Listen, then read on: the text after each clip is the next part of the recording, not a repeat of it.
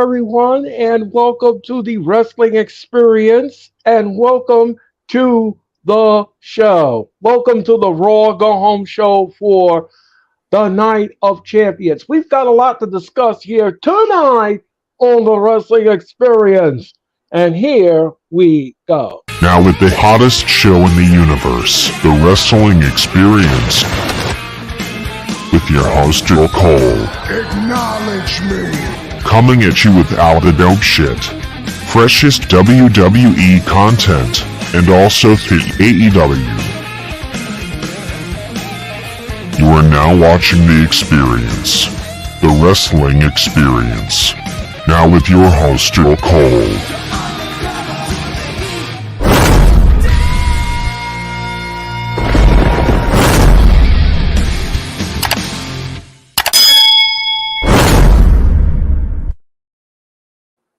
Hello, everyone, and welcome to the 13th edition of the Raw WatchAlong here tonight on the Wrestling Experience. My name is Earl Cole, and yes, ladies and gentlemen, I'm celebrating 2 years of the Wrestling Experience.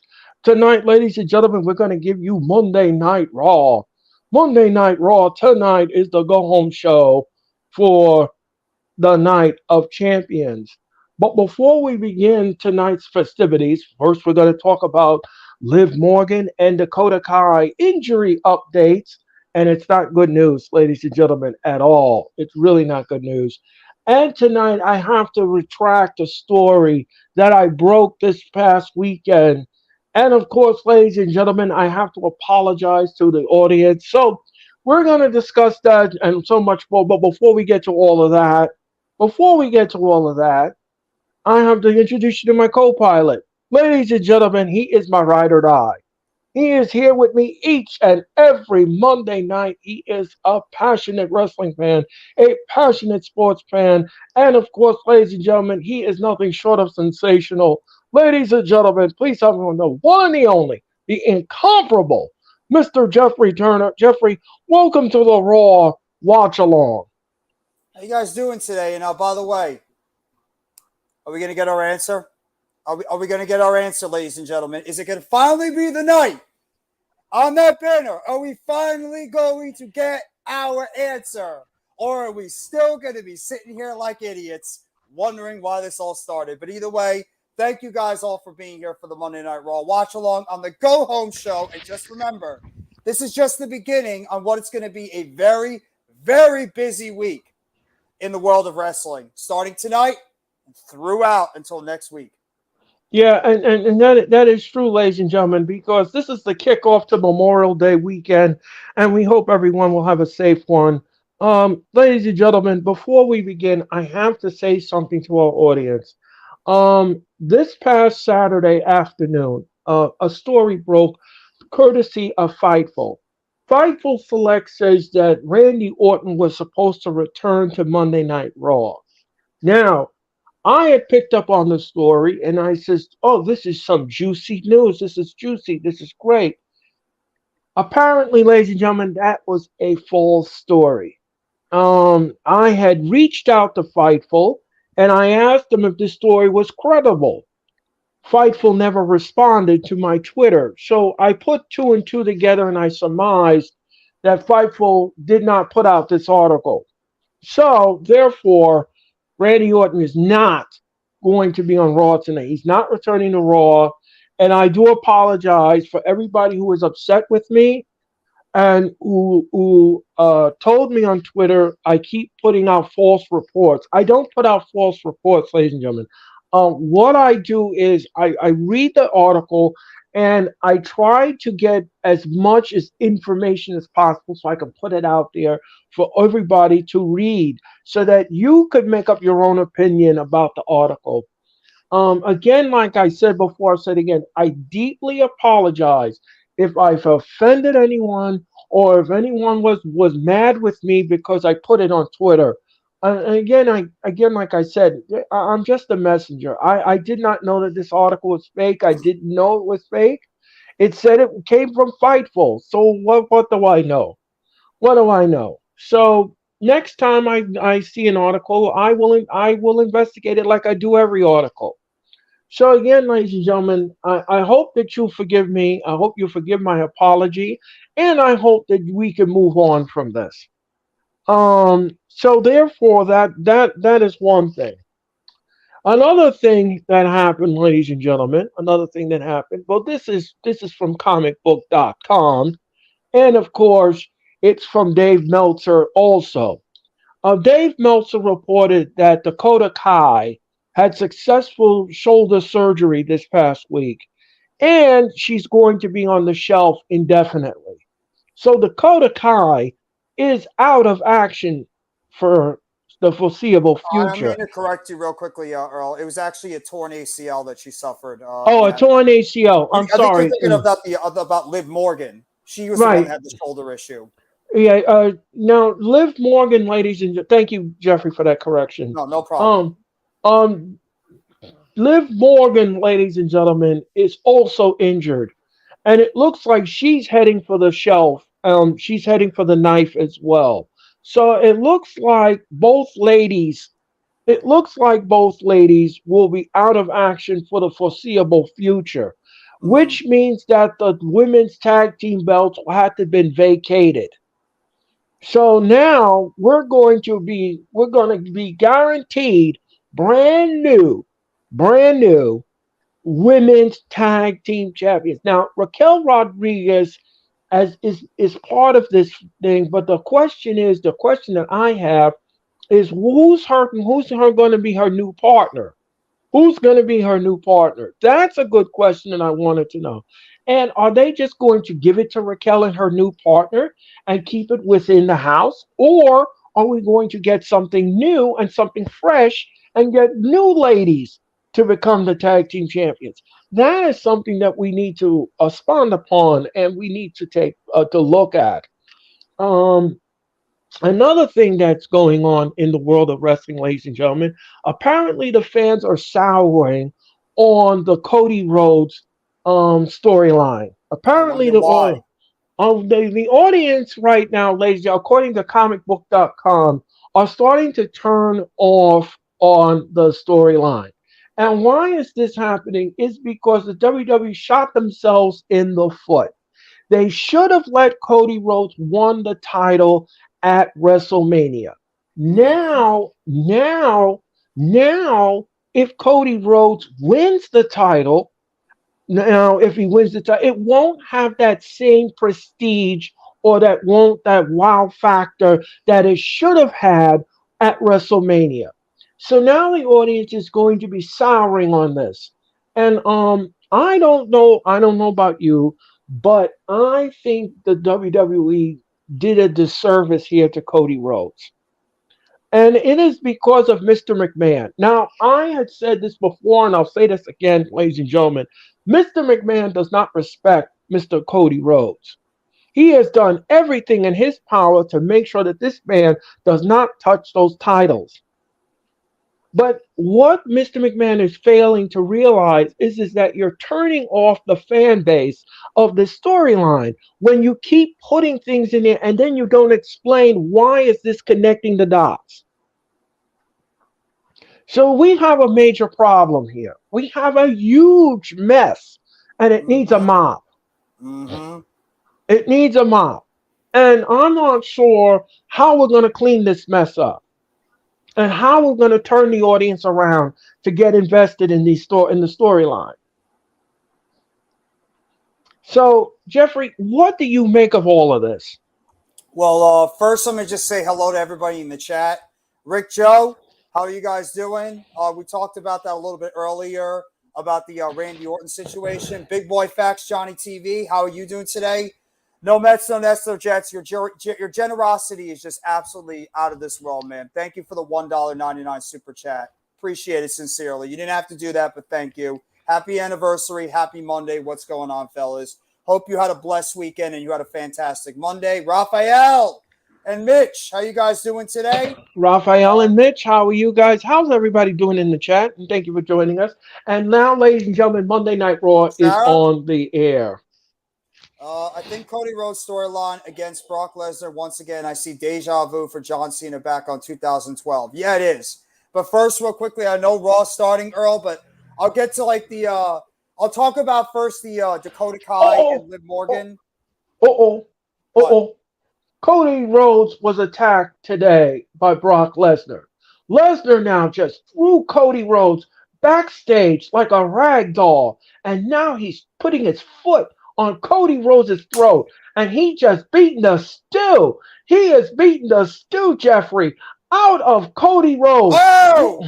Oh, my gosh. Oh! Lesnar is vicious towards Cody Rhodes. Vicious. Holy crap, he's being the Look living at hell this. out of him. Oh, right against the metal gate. Oh! Oh, my God. Jeffrey, we got chaos backstage. Oh, he just threw him in the beer jugs, in the beer kegs. Yes. Oh!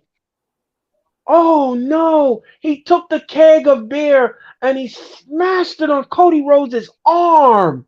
Oh, my God. Damn, Lesnar. Damn, Lesnar. Damn. Well, if you want to get heat on this feud, you might as well do it like this. Here we go. Let's see. Yup. Oh, right off the left arm with the beer keg. Right off the left arm, the Beast Incarnate hits the American Nightmare with the damn keg. And Kevin Patrick says that Cody Rhodes got up and walked to the back. No, he didn't. No, that did not happen. Oh, there's Kevin Patrick. Not even 2 minutes in the show, and he already has a Kevin Patrickism. Yeah, probably. Watch. Are they gonna suspend this match and push it now until the summer? But when we get to the next commercial, I'll talk about the Dakota Kai and Liv Morgan situation, because it's actually very interesting how that situation really played out. But Paul Heyman is right now in the ring cutting a promo leading into the Night of Champions match tag team going into this Saturday.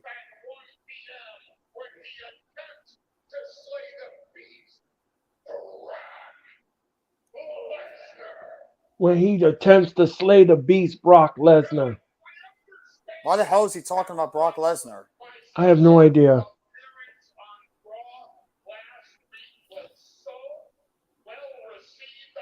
And he said my appearance on Raw last week was so well received. Well, I'm not going to disagree with him on that. He said, I'm here to enlighten you. What? And he said, I stop here tonight at this hellhole known as Hershey, Pennsylvania. Hey, which that's by the capital of chocolate. It's very good there. Yes. Just to hype you on one thing. This Saturday afternoon, there's 3 main events at the Night of Champions.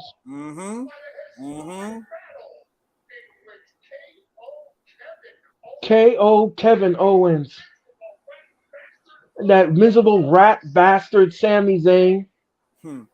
I like that. Will lose the Universal Tag Team titles back to the Bloodline. Back to the Bloodline. The Usos are sitting proud at home as the Tribal Chief holds the tag team titles over his head. Solo and Roman Reigns. You see that happening? I don't know about that. Well, we can save it for Thursday when we do our prediction show. But yes, we can. I don't know. I don't know about that. Nah. I mean, that would be stupid. I mean, he already has the Universal title. I mean, why would you give him the tag team titles too? Roman 4 belts. Not saying I advocate it. Yeah. Welcome to Monday Night Raw. Well, look at this. Sarah brings up a point here in the comment section, Earl. Guys, what if the storyline is Roman paid Brock Lesnar to attack Cody Rhodes to take him out so he doesn't have to go after the titles? What do you think about that? You know, that is a realm of possibility, Sarah. I would not put past that. I would not be shocked at that. That is some good thinking by you. Excellent comment by you. And yeah, I would not put that past that. And here I comes would. KO and Sammy. Yes, That's actually that's a clever idea, Sarah. I like that. That could I like definitely that. happen. But again, I want to just say something. If that was so, Sarah, if that was so, then why wasn't it explained in the beginning of the storyline? See, this is why the audience is souring on it. You're leaving out critical pieces of the storyline for us to invest in, and you shouldn't do that. Well, I wonder if we're finally going to get an explanation tonight on why Brock Lesnar attacked Cody Rhodes twice now. Attacked him not once, Twice, but twice. Are we going to right? get an explanation or no? What's up, Sophie? Are we going to get an explanation or no? It's going to be another one of those mysteries we're going to be waiting to find out.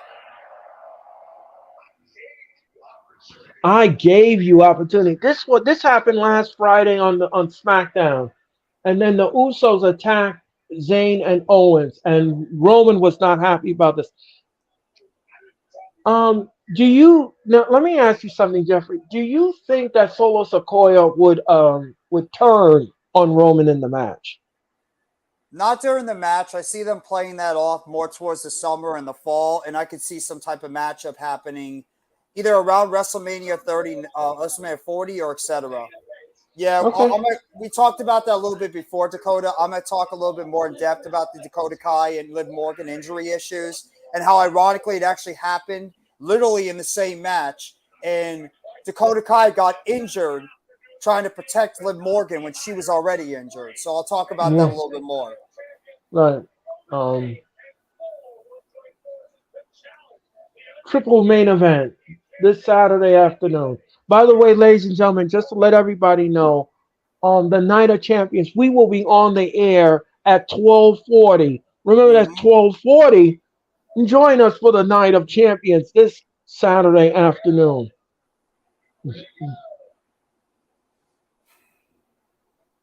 I think they said that the overall main event, is going to be Seth Rollins versus AJ Styles. That's supposed to be the main event. Oh, that should be interesting. Mm-hmm.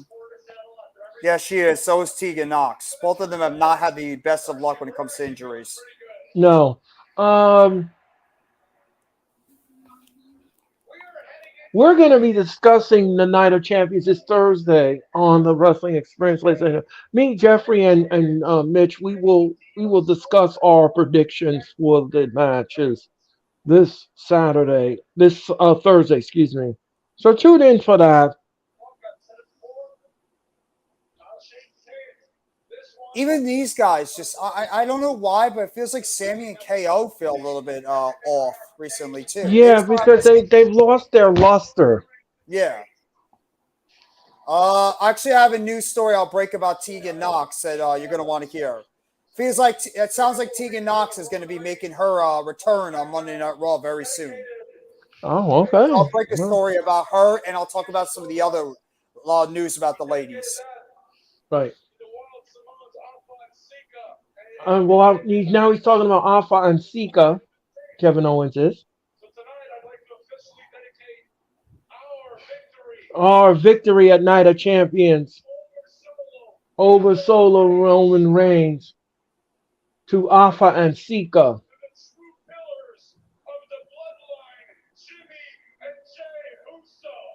and Jimmy and Jay Uso. I dedicate the win to Jimmy and Jay Uso.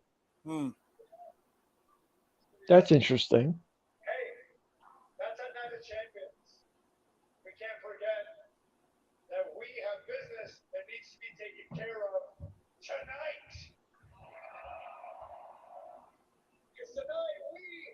This is the first time Sami Zayn, ladies and gentlemen, and Kevin Owens will be in Saudi Arabia. Yes. And here comes Imperium. Oh, it looks like we might be getting our announcement of who might be that last person who's going to be joining Owens and Zayn in that Would six-man it? tag. Would you do JD Madonna? Nah, he's a heel. It wouldn't make sense. Okay, we don't. It wouldn't It make wouldn't sense fit. for Zayn. It wouldn't make sense for Zayn and Owens. Go top. Right. The ring general. That is a scary mother effer. Yes. Literally scary. Would you take a chop from Gunther? No, absolutely not. Now I'll pay you 10 grand to take the chop from Gunther. I have to think about it. Would you? No. Not 10 grand? No. How about $1 million? Earl, $1 million, that's a lot of money.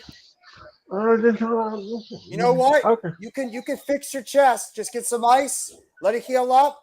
Got $1 million coming in. Yeah, that's true. For $1 million, I would take a chop.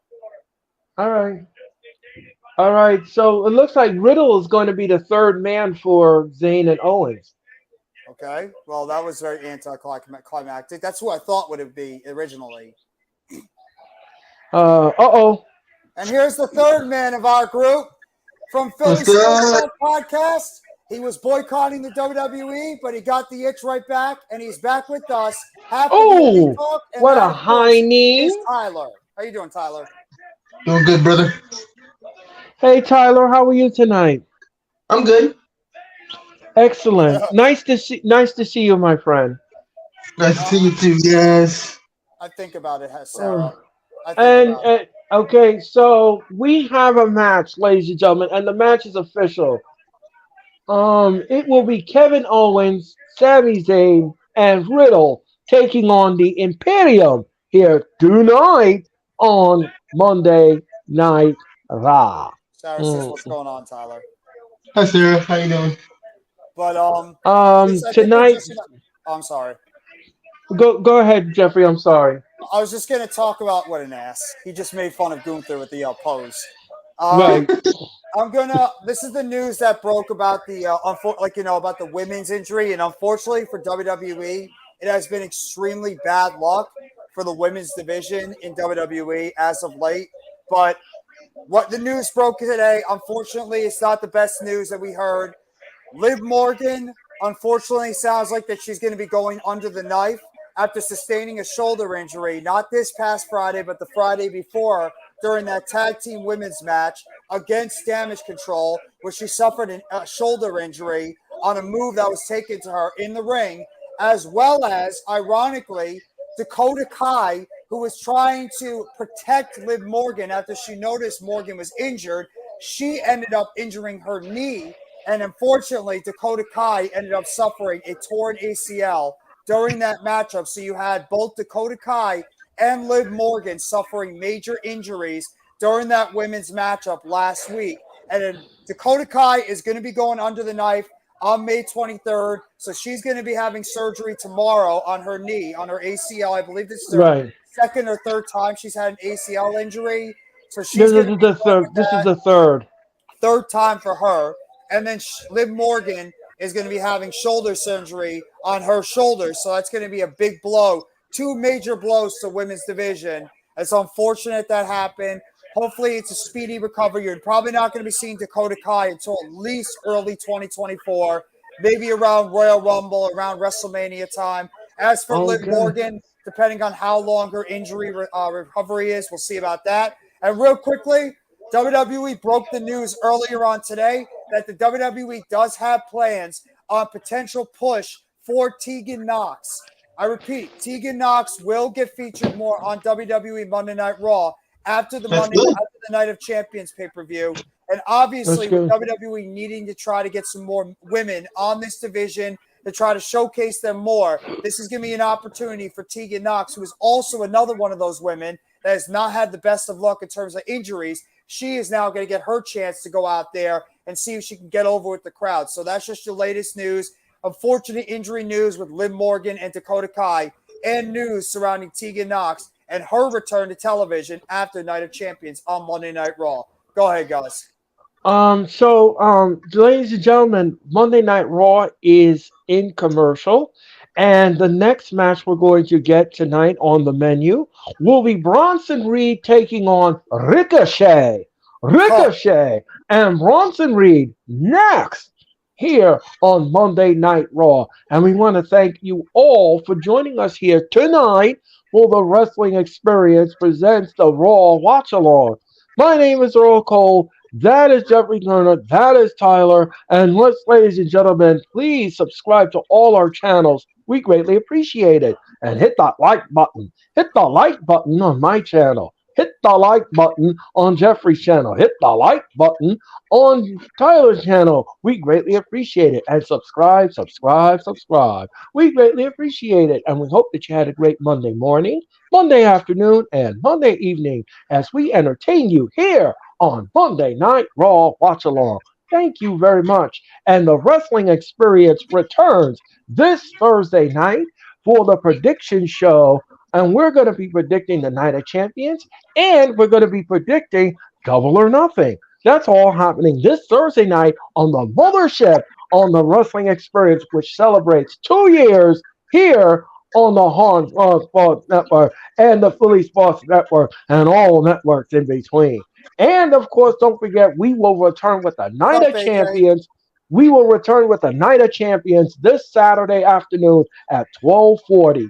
Then at 6 p.m. Eastern Daylight Standard Time, except out in the West Coast, me and Tyler will return with the Elite Talk. And then Sunday at 7:50 Eastern Daylight Standard Time, we will return with Double or Nothing.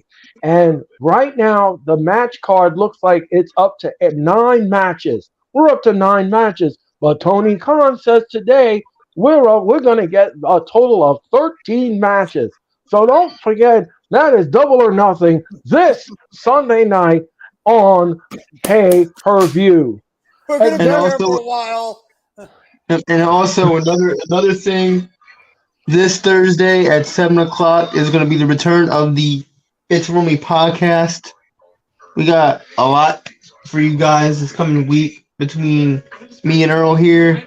You know, we got a lot to cover, a lot to get that on the Philly Sports Talk podcast, on the Philly Sports Talk podcast page.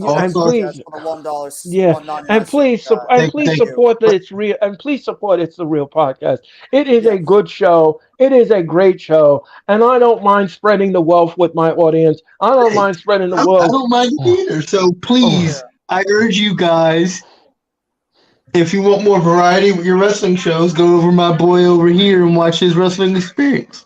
And don't forget, guys, we will be live as well, not just for the Monday Night Raw go-home show for Night of Champions. We will be live Wednesday night for the AEW Dynamite go-home show to Double or Nothing. So you're going to be getting us Monday, you're going to be getting us Wednesday, you're going to be getting us Thursday, you're going to be getting us Friday, you're going to be getting us Saturday, you're going to be getting us Sunday, you're going to be getting us Monday. You're going to be getting a whole lot of us, a hell of a lot of wrestling to cover, a hell of a lot of wrestling news, a hell of a lot of wrestling rumors. It's going to be a monster weekend for this wrestling for AEW and for WWE. So strap in, get your seatbelts tight, because we are going to be going on the ride to Night of Champions and Double or Nothing this weekend. Okay, so ladies and gentlemen, if Tyler, I'm sure you didn't see this earlier. Brock Lesnar attacked Cody Rhodes behind the scenes, and he beat the Did we get an explanation, or was it just a beatdown? No, it was just a beatdown. It was a beatdown. Come on. This is so stupid. This is so dumb. Adam Pearce. Why are you not giving us an explanation as to why Brock did it months ago? Okay, so it looks like Adam Pearce is saying that they are medically looking at Cody Rhodes right now, and he may not be medically cleared to compete this Saturday. So the match between him and Lesnar could be off. It is. Jesus Christ, this is going to go longer with no explanation. What the hell? It's probably going to go to Money in the Bank or SummerSlam. I would not be shocked. Jesus Christ. Just end this shit. I just read an we got no goddamn explanation as to why this is happening. And here comes Bronson Reed, ladies and gentlemen. He's on his way to the ring. I did mention this, Tyler, before you popped in. I was talking about an article that did come out this evening, and it says that the audience is starting to sour on this storyline. And Hey, Spongy. I said, I wonder why. You're If leaving it's critical. sour, if the audience is hating it, if the audience is hating it, Sour on it. exactly. But if the audience is sour about it, act the damn story. Right. Don't just keep this going. This is one of the dumbest stories that you have going, and you still have not given an explanation. By the way, does anybody want to see a eulogy for Ricochet before Bronson Reed absolutely destroys him? Yeah. Okay, so All I gotta Bron- say is I know this is a Coke, but pull one out for my boy. Yeah. By the way, once He's again, about to die. just want to give a shout out to No Mets, No Nets, No Jets for the generosity in the 2 super chats you sent me. Thank you very much. Sincerely, seriously, thank you so much. I've got to send you some Thank super you. chats your way too, Jeffrey. I have to You do don't have. that. You don't have to. That's up to you. You don't have to, man. And I have to give credit where credit is due. I genuinely. You don't have to give him, but you don't have to give him money. You don't have to give anybody money to give the credit. Yeah. Yeah, That's the thing. Look, the is support true. is good enough. It's up to you what you want to do with that. I Okay. genuinely appreciate it though. Whatever you Yeah, want. that's the same thing. That's the same thing with me. When people send super chats, I'm like, you don't have to do that. We don't care that you give us money. We don't care. God, Bronson Reed We is just care for the scary support. man. He's a scary man. Look out! Oh, Yeah, this guy. Yeah. Oh yeah. A kick is not going to bring him down, Ricochet.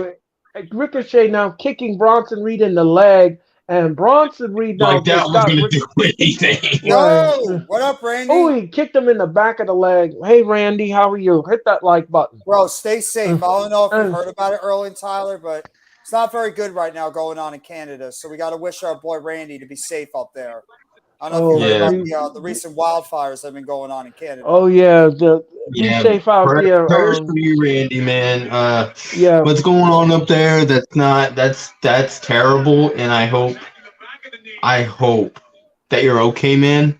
I really do. Yeah, man. Stay safe, Randy. Please stay safe, Randy. That's the only thing that matters, bro. Just stay safe out there. Yeah, just stay safe, man. And if you got to evacuate your family, do so. Yes. Yeah, please. If the evacuation, if they talk to you and they tell you to evacuate, please go. Yeah, do Pack so. up, go.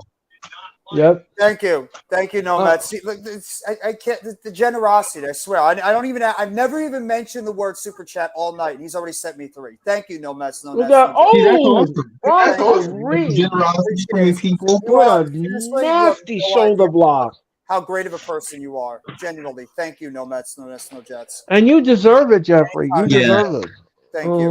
And for you guys to come in here and support us the way you guys do. Thank you. Thank you very much. Absolutely. We love you guys. I echo Tyler's sentiment because WrestleMania weekend, you all really showed out and show out. I was very surprised and very humbled by the views that we got on all the channels. Yes. So also, dude, on the Philly Sports Talk podcast alone, our show, Earl the Elite Talk, doubled in viewership.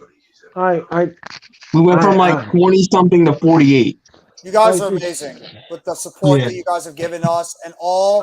We appreciate it. Amazing. We appreciate it. We appreciate it. We appreciate the love and all of the support that you've given us. Yes. We love what we do day in and day out because we are passionate wrestling fans and we love to do what we do. Hey, Rob. I like working with these two gentlemen and I like working with everyone. And I like working with these two gentlemen and I like working with everyone else that have worked with me. So I am grateful. I'm grateful that I have such great minds to work with and to pick off of each and every week that we do these shows. And to piggyback off of you, man, this isn't just we love doing this with each other and talking about wrestling, but the crucial point is we do this for you guys, the viewers. Yes. We do this for you. Yes. And Yes. and Mm. it's our honor. It's our honor to come on here and just entertain you, fellow wrestling fans out there who support us, By the way, sports fans. Danny's a big fan of the Outcast, it looks like, so he's going to be very excited about the Outcast this Sunday. Yeah, the Outcast. I'm sure to dig the Outcast too. So Yeah, I'm not minding them at all.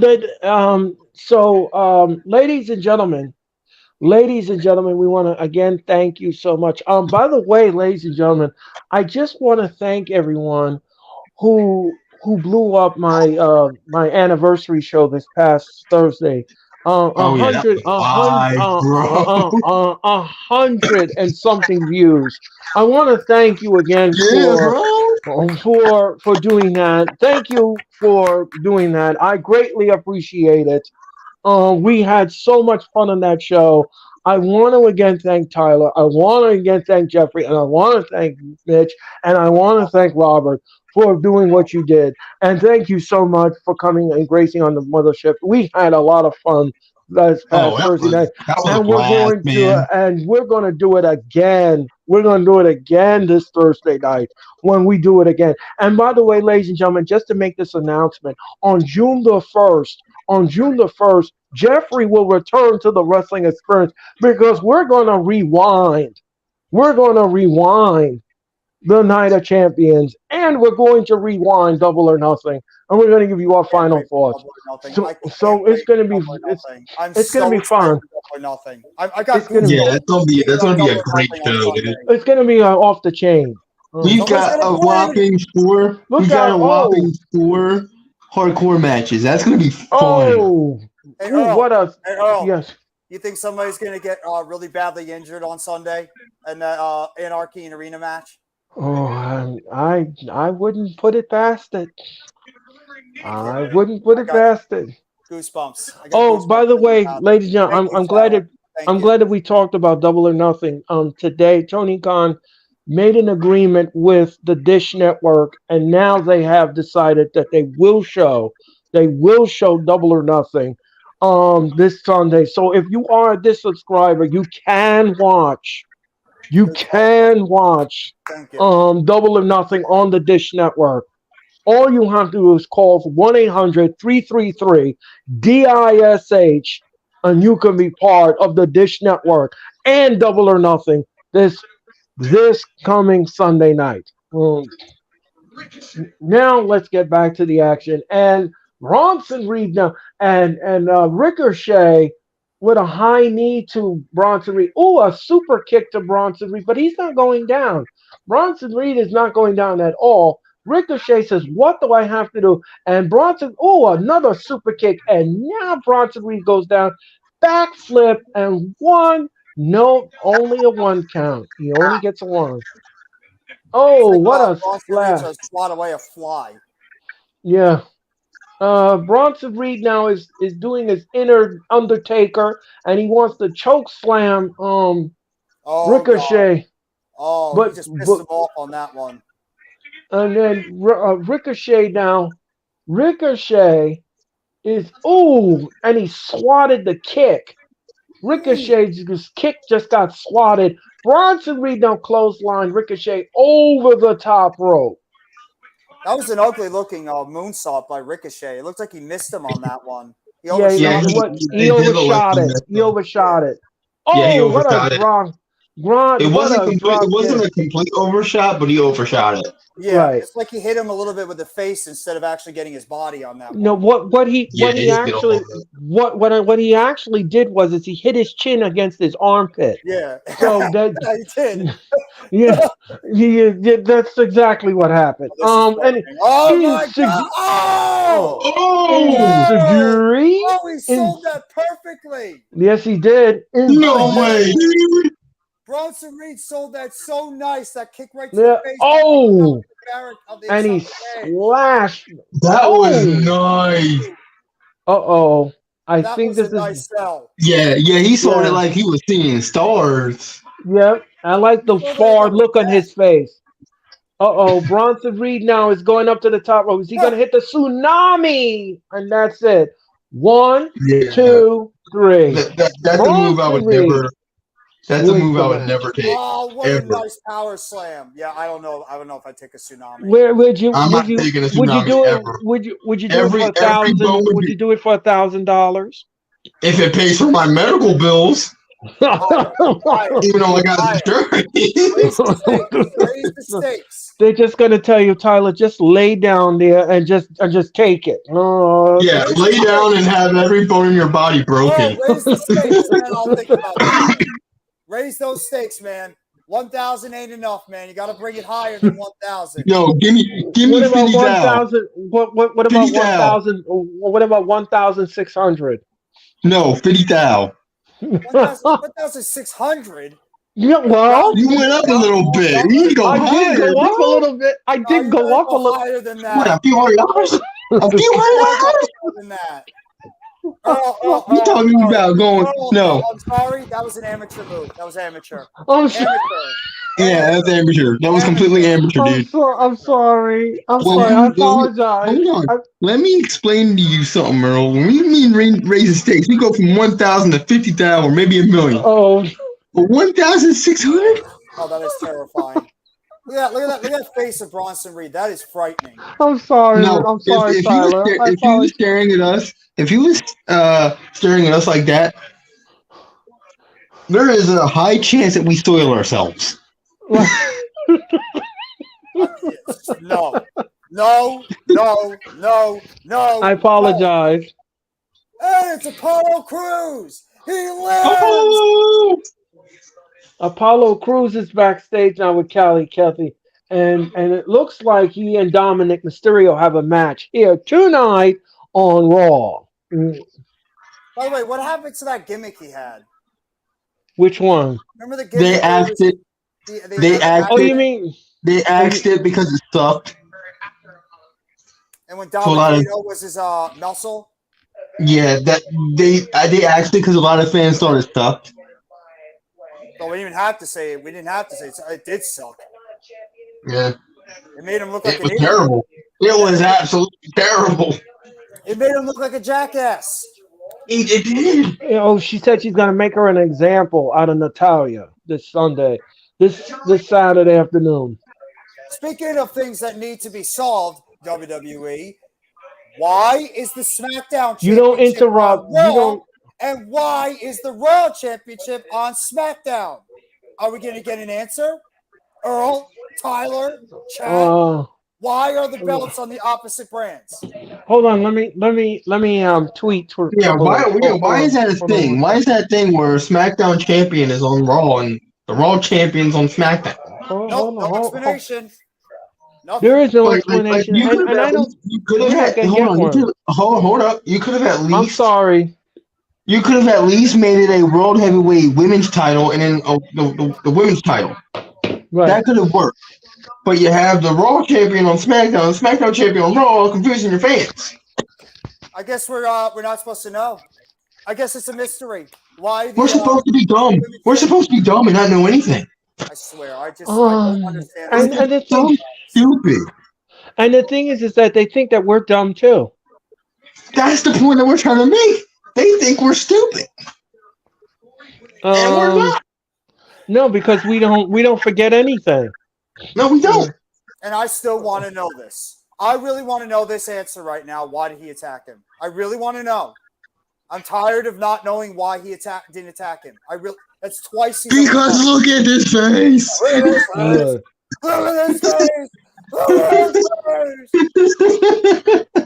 Right Look on. what you did. Look what Right you on. did. Look at this face. Look at this face. Look at this face. Look at this Look at this face. face. Folks, use that in the hashtag. You know what? Look at this face. Look Hashtag look at this face gate. Look at this face gate. Yeah, look at this face. We kid, by the way. We kid. Yes, we are. Yeah, we're joking. Ladies and gentlemen, you know, there is another hashtag that I've been using for a very long time. And I think everyone knows what the hashtag is. I've used it on my show many times and I retired it. But Yeah, I think it's time. You did one. I think it's time that I dust it off and bring it out of the Yeah, closet. you better on that hashtag and It's called "What Are You Doing, WWE?" Mm, yeah. What are you doing? Uh, anyway, ladies and gentlemen, I digress. I'd Um, rather them not do another championship swap unless they're planning on doing a unification match sometime around SummerSlam, but where they're going to let unite me those women's let me titles, which I wouldn't let me mind. ask you. Let me ask you all something. I think the swap is stupid. I don't know about anybody else. I can't speak. You don't even have to say I think. It is stupid.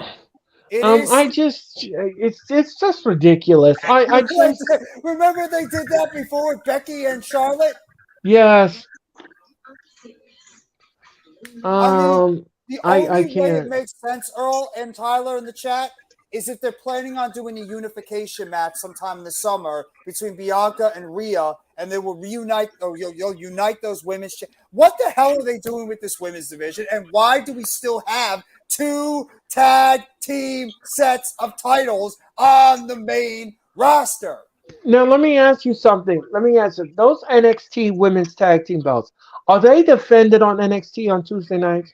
No, So no. if they're not The defended NXT on basically the NXT tag titles are called up with them, so and they're so and they're so basically just props at this point so why is the NXT management allowing this to happen? because it's fronted by a man who it's also fronted by a man, same guy who fronts the main roster, who thinks we are freaking stupid. Because And to say That's what. why too. here's the thing. Here's the thing. Mhm. The titles should have been stripped when they were called up to the main roster. You're That's right. what should have happened. That's You're what right. should have happened. The title should have been stripped. Then once they got called up to the main roster, the title should have been stripped. A tournament should have been introduced, and we should have gotten brand new NXT Women's Tag Team belts. That's what should have happened. And time Not out real quickly, Earl. Real quickly, not I apologize to interrupt. Why are the NXT Women's Tag Team Champions not involved in this Women's Tag Team title thing? I, Why? I mean, why are they not involved in this match? Do we really need 2 women's tag team? Where's Katana Chance and Kaden Carter? Where are they? Where is I Katana don't know. Chance and Kaden Carter? You brought them up. They're your legit women's tag team. Where are they? Get them on the damn roster and let them wrestle. They are great. Showcase them. Corey Graves right now is interviewing Seth Rollins. I'm going to pause my mic because I want to hear this. This has been great stuff. Now is the perfect time for a new World Heavyweight Championship. We can do it the way it's supposed to be done. What are your thoughts on Roman Reigns? Universal Championship reign? Everybody in the world made up their end. Roman was there for me. But the person he has become, the champion he has become, love Roman Reigns. I've got no respect for that. But I don't like him. I will always have Roman. Everybody in the world, the biggest thing is that championship. Roman was there. Opportunities away. But person he has everybody else. That's a foul selfish. I've got no respect for that. World Heavyweight Champion. Just think we've been wasting my time ago. What does Monday Night Raw look like if Seth freaking Rollins is the World Heavyweight Champion? How is it different from what we had Roman know just rolling on top? That's about selfish. The catalyst for change is push the industry. I want to come and to we know forget about those things. What does Monday Night Raw look like if Seth freaking Rollins is the World Heavyweight Champion? How is it different from what we had Roman know just rolling on top? If you need a man about to, if you need That's what I want. You need to get through the phenomenal AJ Styles first and foremost. You competed with AJ in the past, but these are arguably the highest stakes. AJ Styles is unquestionably one of the greatest performers of all time. I open this interview by saying that I am a once-in-a-generation talent. AJ might argue that, and I might argue that for him. He really is special.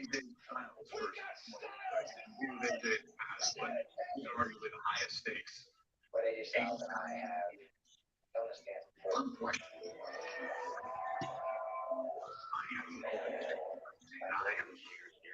generation talent. And I might argue that for true.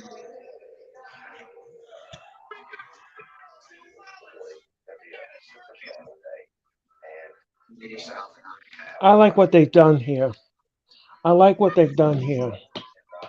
They're building up these two men, and they're showing you their resume, and they're showing you their backstory, and I love this. This is what you call compelling television storytelling. Yeah, and it makes you want to see these two guys meet up Right, and fight. exactly. And And I you like make, this. yeah, I agree with you, Tyler. It makes you want to invest in it more because this match is a pick 'em. This is a pick 'em. Yeah. I love it.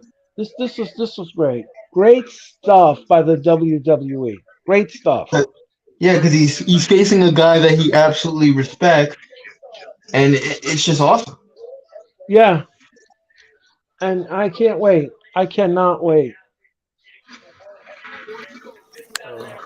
I love the And fact that they honestly, brought back. I might break that boycott in Saudi Arabia just for this match. I have to admit that was awesome that they brought back old footage of when the two of them wrestled each other back in 2006 on Independent show. That was brilliant.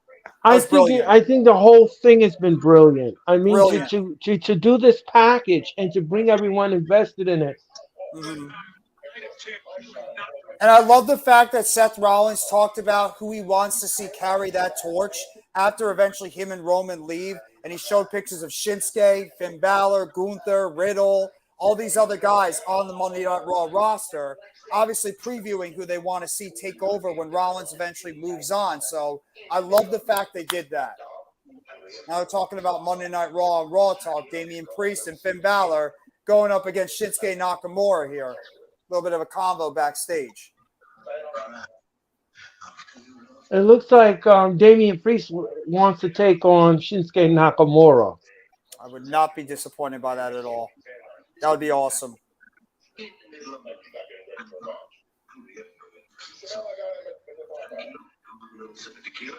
Damian Priest versus Shinsuke Nakamura. Sign us up. Sign us the hell up. Damian Priest has been on fire since Backlash. He said you should congratulate us on winning over the undisputed tag team champions last week. Oh, so Finn Balor will take on Shinsuke Nakamura here tonight on Raw. That's going to be fun. That is going to be fun.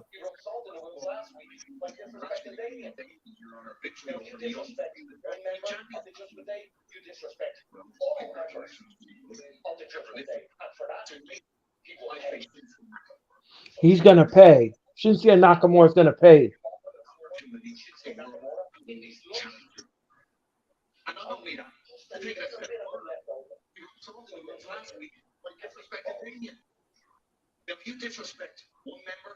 You disrespect the members of the judge. You disrespect all of the members of the Judgment Day.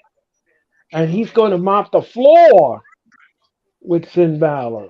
Finn Balor said he's going to mop the floor with Shinsuke Nakamura. And here comes Candice LeRae. Candice LeRae is on the way to the ring. That's right. We're going to get Candice LeRae versus Zoe Stark. Unfortunately, I don't think this match is going to go anywhere. Nah. I love it. It's going to be a great match because Candice is great and Zoe's great, but I don't know if Candice is going to get over as a babyface. And the crowd is not going to be into this match. So Which is a shock because Candice is so good, and I love Zoe Stark. She's great.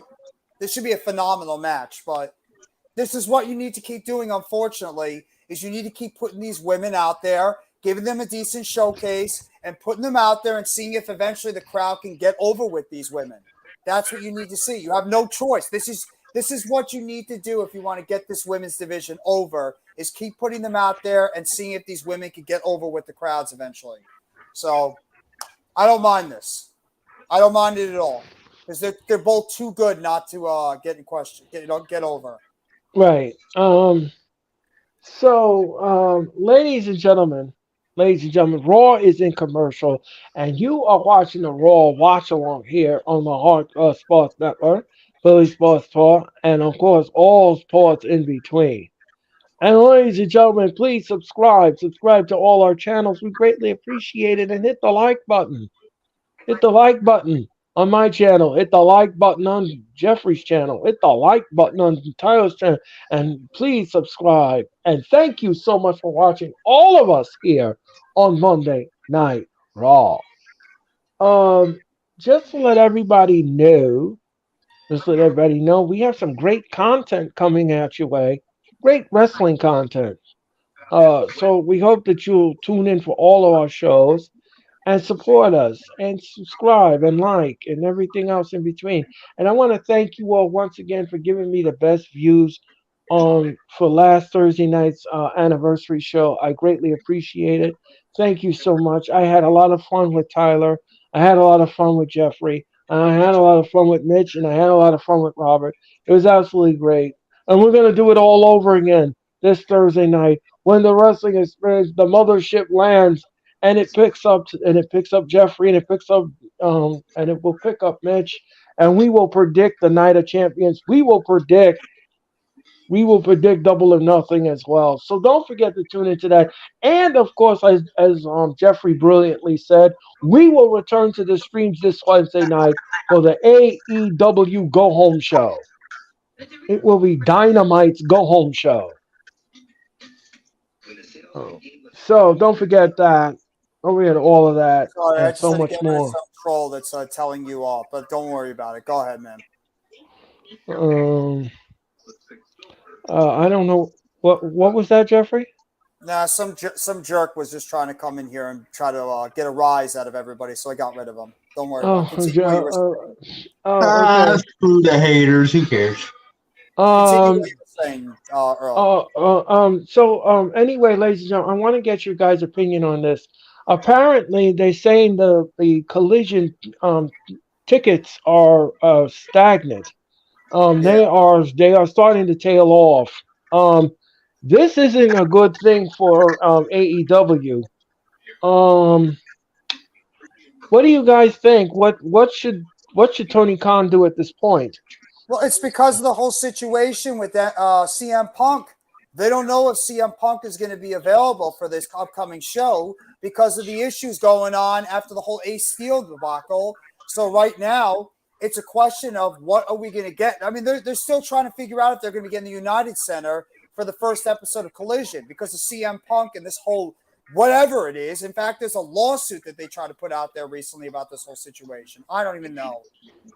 What's this? This JD McDonald? No, this is Tony Stark. No, This is Tony Stark's vignette. Tony Stark is getting. Oh, Zoe Stark. Zoe Stark, excuse me. Zoe Stark vignette. Look at there. WWE, you're doing something right with this women's division. You're giving them a backstory. Right. Look at there. This is something that I've been wanting to happen. You do something right for once. I have no idea, Bailey, and thank you so much for coming by the chat. We have no idea. It's a scary situation. They're saying that doctors are saying that he's not going to be able to return. He's trying to train, so I don't know what to believe at this point either. Earl and Tyler, what do you guys think of when you see this man? A man who is dominant in the ring, and he will do anything. And what I mean by anything, he will do anything to retain his title. Oh, I don't know. Oh, I don't know what I see. When I see that guy, all I see is a guy who's better than me, and I know it. You know what all I see, guys? You know all I see when I see that man on there? Dollar sign. Damn right. Cha-ching. Cha-ching. You're right, brother. Yep. Dollar signs and money. Yep. And Zoe That Stark now. green, buddy. That green. And Zoe Stark now is beating the stew out of Candice LeRae.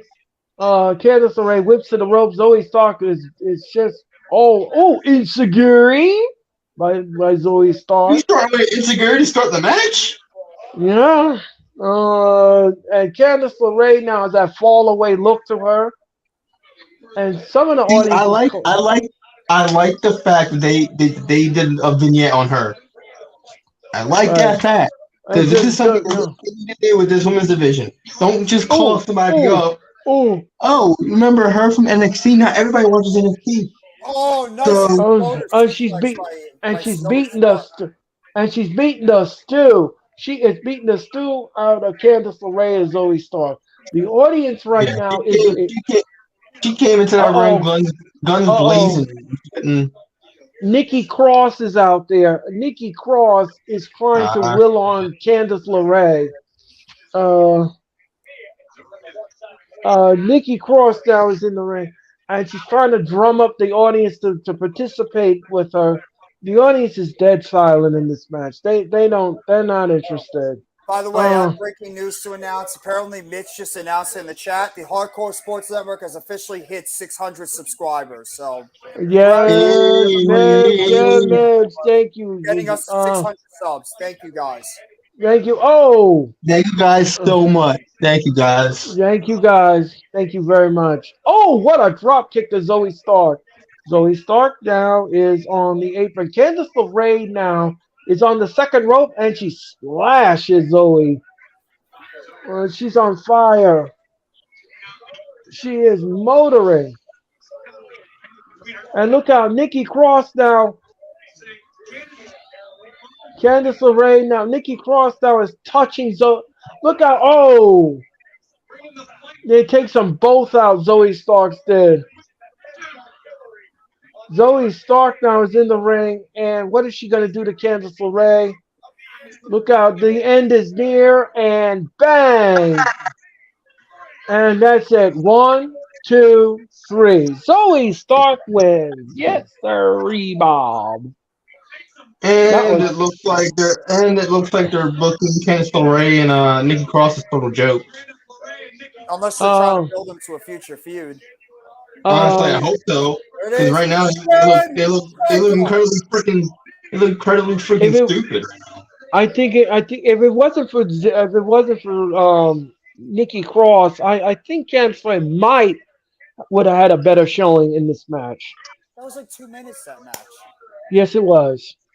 Don't you just love those? It wasn't that bad. It wasn't that bad of a match, but no, Tyler, the ending. It was like 2 minutes. That's bad. That's bad. All right. In terms of time, yeah, it was bad, but if it wasn't for freaking Nikki Cross and that bullshit, it probably would have went longer.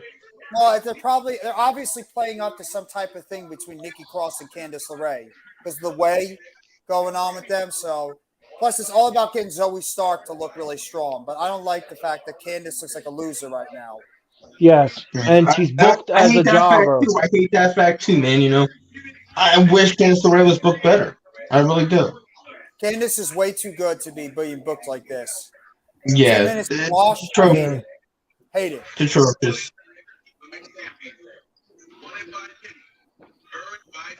So, ladies and gentlemen, we are in commercial with Monday Night Raw. Hey, it's a show that I don't even watch because I think it's freaking stupid. Oh, now they're talking about the NXT women's matchups with Roxanne Perez, Lyra Valkyria, Tiffany Stratton, and Cora Jade. Right. Just give it back to Roxanne. Give the title back to Roxanne, or give it to Tiffany Stratton. Roxanne. I've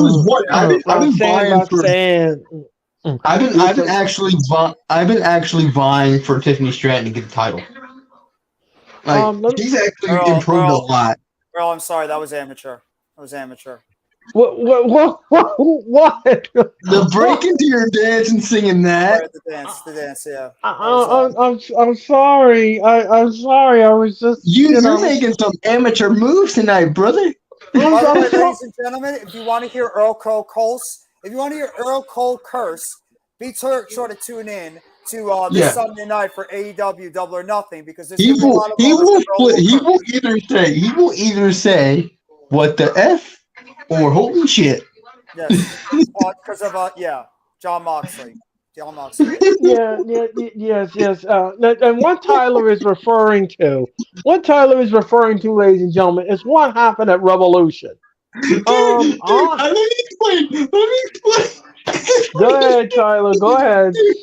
So Moxley and Hangman are going at it, and I think it was either Moxley or Hangman that busted out the freaking fork.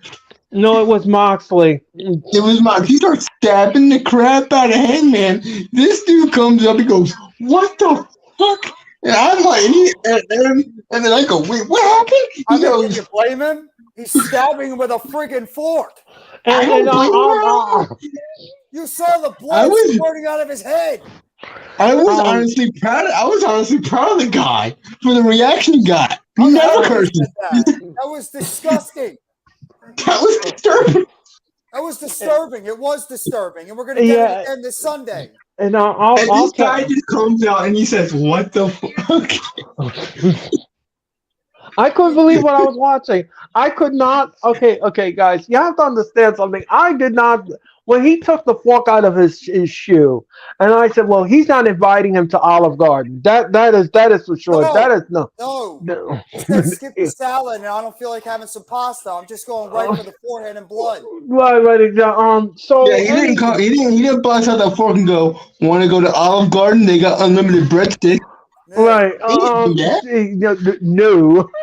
No. So he didn't want to do that. He wanted to stab a dude in the head. So he goes to one knee, ladies and gentlemen. He goes to one knee, and he takes this thing out of his sock. And I said, "What in the hell what is he going to do with that?" And when he grabbed him by the chin, and he started to position him in a way where he could actually show the camera what his dirty work was, and he was. That is when, ladies and gentlemen, I looked in the camera and I said to everybody on the stream, I said, "What the fuck is that?" And then I look at him like I go, "Excuse me?" He looks at me and goes, "No, I was proud." You heard that? I was proud of him when he said that because that's exactly what I was thinking. I was proud too. We were basically at this point we were like proud brothers. We were applauding the guy for cursing. I mean, even Mitch was like, "I died." I'm scared. Okay, all right. Congratulations, John Cena. But that franchise needs to die. Batista too. And I mean, Batista. That just makes me sad because he ain't gonna play the character anymore. But whatever. Okay, Mustafa. There he is. Yeah, Mustafa. Mustafa. Oh, this is your moment. Yeah. Earl is your favorite wrestler. Look how dapper he looks. Look how dapper. Oh, he looks clean. He won't look dapper after this Saturday. By the way, my friend, preach positivity. I just want to let everybody know that I did get a call from Triple H this afternoon, and he asked me to be the special. Brock Lesnar. Brock Lesnar just pushed Ali out the way, and he's heading to the ring. Get out the way, boy. Are we gonna get it? Are we gonna get it? Are we finally gonna get the explanation of why he did it? Okay, now what is Brock Lesnar doing? Brock Lesnar is on his way to the ring. Oh my God! You just told him to stop it. You're lying. We're finally going to get the explanation that we have been waiting to hear for over a month. Bro, he just told Mustafa Ali. He just told Mustafa Ali to get a life, kid. What the hell? He just pushed him out of the way like he was nothing. Tyler, this is big. Tyler, this is big. This is something we've all been asking for an entire month. Are we finally? Please have an explanation on why he did Please. it. Please. Lesnar is in the ring now, and is he going to say something? Or is he just gonna cowboy it up? Look at this Okay, face. Look at all this right. face. Here we go. Lesnar's got a microphone. Please tell the explanation. Please don't do this. Look at this face shit again. All right, let's see what he says.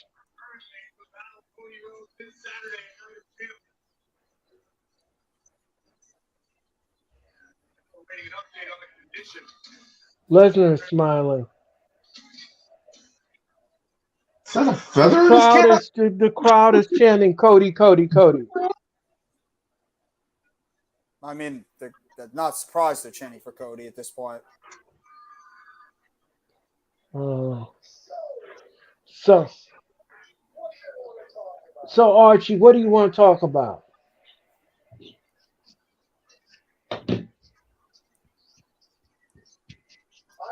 I'm chanting Cody. I would boo choke Cody.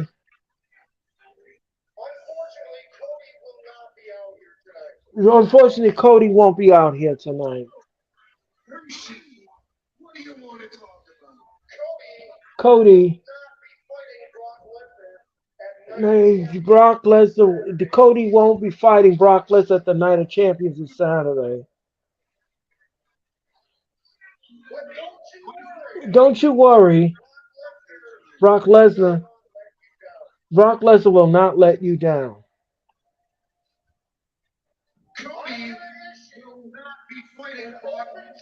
I'm going to open challenge for anybody to take me on. Wow, so we got no explanation still. At the Night of Champions. All you got to do is step out here.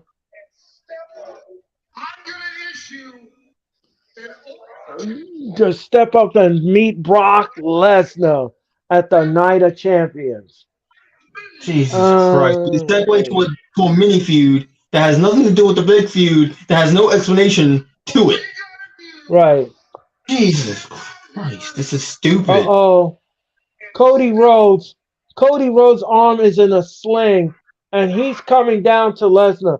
The referee corps, and of course, this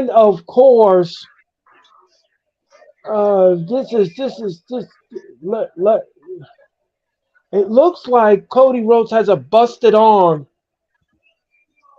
from the beer keg.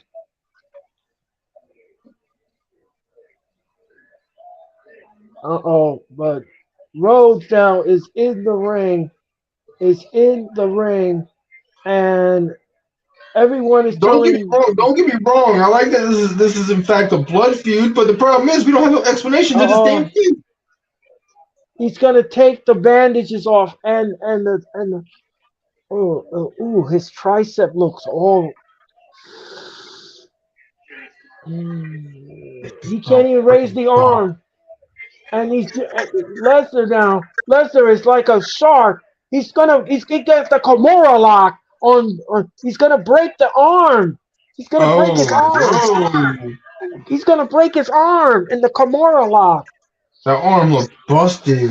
Yeah, and it's gonna get worse. Oh man, he's injuring Cody further. Get a brawl and no explanation. This is stupid.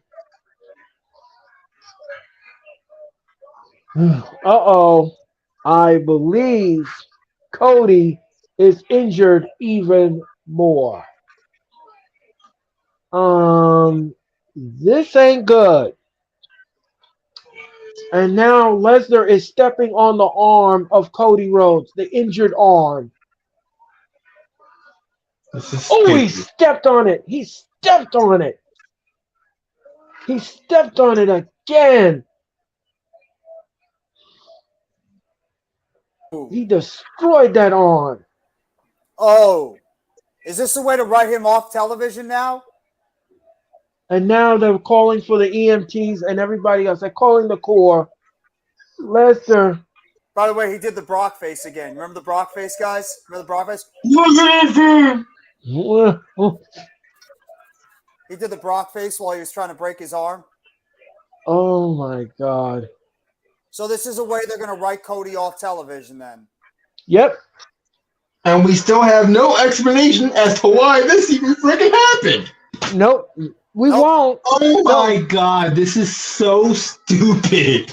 So obviously we now know that they're going to keep Cody off television, and he's probably going to come back around Money in the Bank or SummerSlam, and that's where we're going to get the match.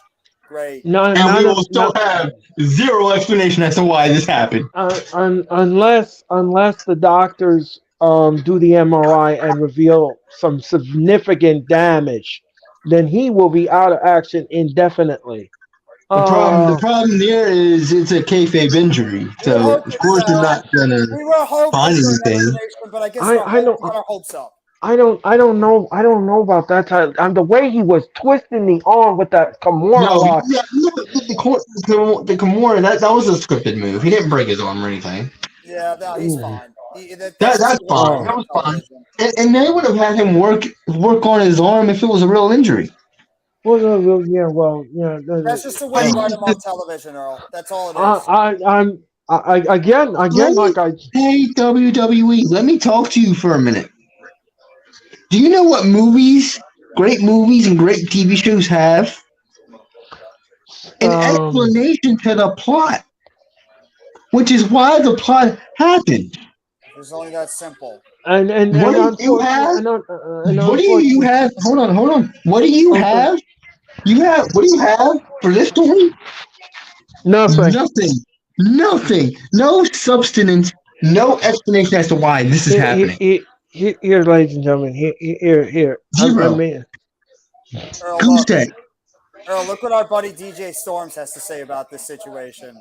Yeah. Cody Rhodes comes out after being attacked by Brock Lesnar in the back, and he gets put in the Kimura lock, gets his arm stomped on, and we still get zero effing explanation on why Brock Lesnar even attacked Cody in the first place. I mean, we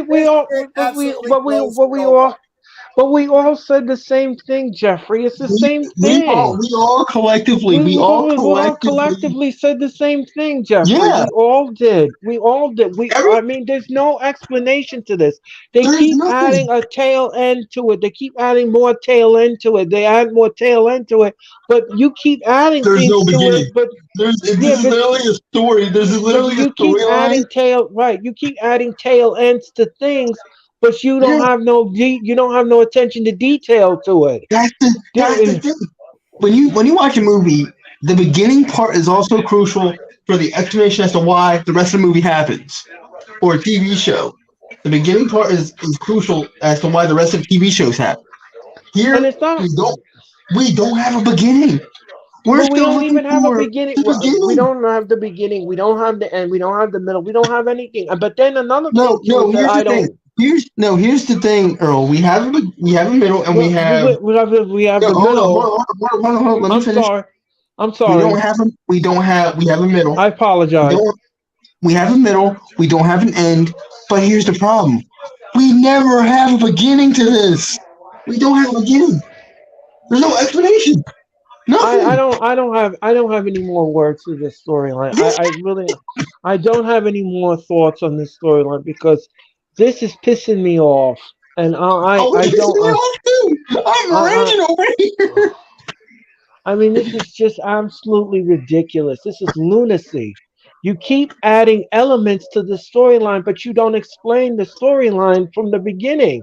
You should have explained it before you keep adding the element to it. And this is why I always say, maybe nobody knows that fans hate this storyline. I'm doing this as an excuse to drop it fast. No, it's not. No, it's not. No, Sarah, here's the problem why they can't drop it now, because it's going to make no sense, because why would Cody Rhodes not want to try to exact revenge on Brock Lesnar after he just pretty much broke his arm, threw a beer keg on his arm, and they just broke it with the Kimura lock? Now they have no choice but to revisit this, and Cody has to get his revenge against Brock Lesnar. All this does is it extends the storyline going into the summer. That's all it does. And they can extend this storyline now into Money in the Bank or most likely into SummerSlam. That's all this does. You put it on a pause, you give Cody a hiatus, and then that's when you continue this. It's stupid, it's dumb. I don't know why they keep doing this, and now the fans have to got to deal with this crap even more. It's just the gift. It's the gift that keeps on giving. Right there, he put the pressure, and Kevin Patrick says that his arm is broken. Great.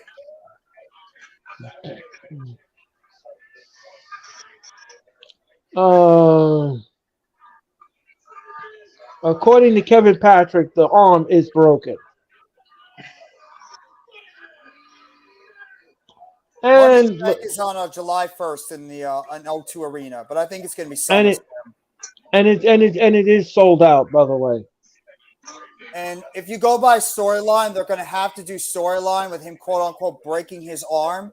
It's May right now. Broken arms usually take about a couple of months to heal. Yeah. Kevin Patrick says that Brock Lesnar's a predator and he's vicious. So most likely he's going to return around SummerSlam. I think this is going to be a SummerSlam match. Well, there's your explanation, guys. Brock only did all this stuff because he's vicious. How dumb is that? And here comes the Alpha Academy, ladies and gentlemen. No substance in this damn story. I hate this story. I hate this story. I hate this story so much. I hate this story. I'm not gonna expound upon it anymore. It's amazing how much Cody Rhodes had so much momentum going into WrestleMania 39, and how quickly, just like that, with the snap of a finger, they took it all away from him by not having him win the championship and then putting him in this idiotic feud with Brock Lesnar. Well, I told you who's behind all of this. Because he's an AEW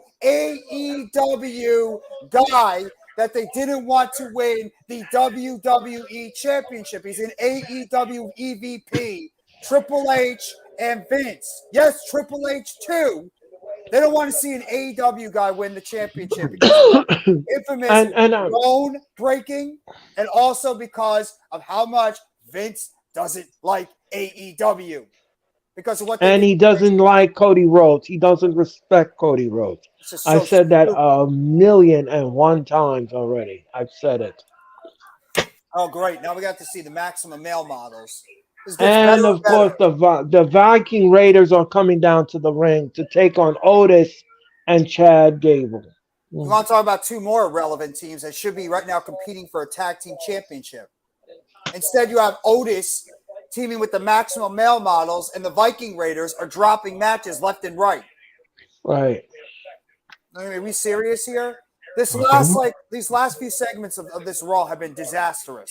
With that, yes, it has been. Stupid women's segment they had where Zoe Stark pretty much beat Candice LeRae in like 2 seconds to that. Right. I don't know what that was with Cody, Brock, to now this. I mean, unless you like staring at Maxine Dupree, that's pretty much it. And the audience is. I mean, this isn't good. No wonder why I'm excited to see Dynamite on Wednesday, because at least there's substance behind that show. Right. WWE has gone to crap since after WrestleMania. Right. Thank God Backlash was at least good. What is this? I have no idea. What are we watching? I don't know. Ladies and gentlemen. Ladies and gentlemen, the audience is silent for this tag team match, and he tried to do a toe hold, but it didn't work. Eric and Ivar, and look out! Oh, look out! Thank you, he said. And look out! Head scissors. I can't even get excited about Chad Gable, and I love Chad Oh, Gable. right, ladies and gentlemen, the referee in this match is Rod Zapata. You're not wrong, Sophie. Oh, Sarah. You're not wrong, Sarah. That Seth You're not Rollins wrong. was brilliant. Brilliant.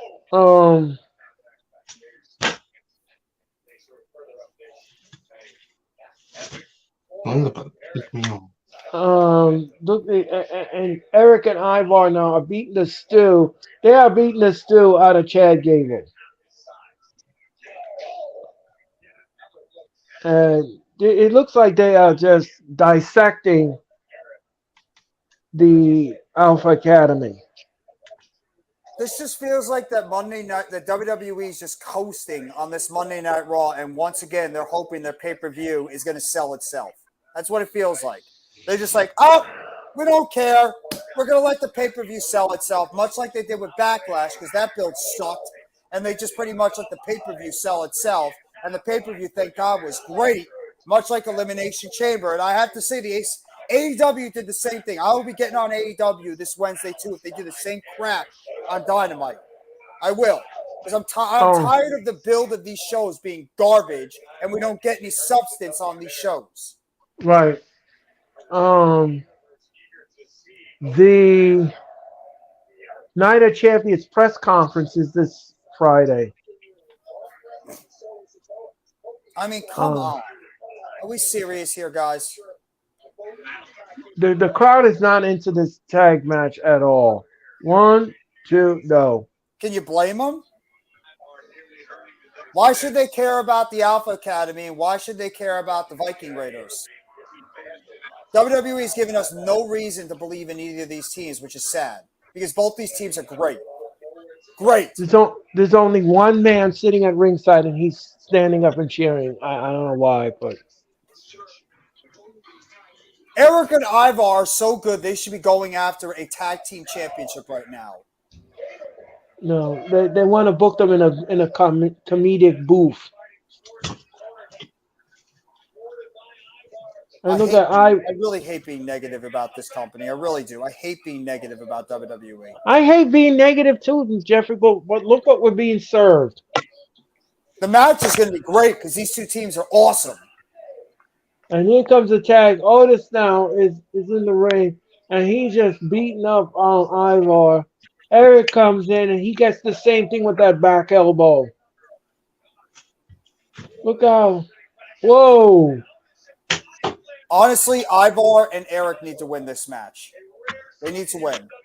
Right. Because they at least have a better chance because they're an actual tag team and don't feel like they're going to be splitting up. Where it feels like Otis and Chad Gable are going to be splitting up in the near future. And look out. Look out. They're going to do the worm. Is he going to do the worm? Yes, he is. The caterpillar, the worm, whatever you want to call it. And looks like Otis down. Look out. Oh.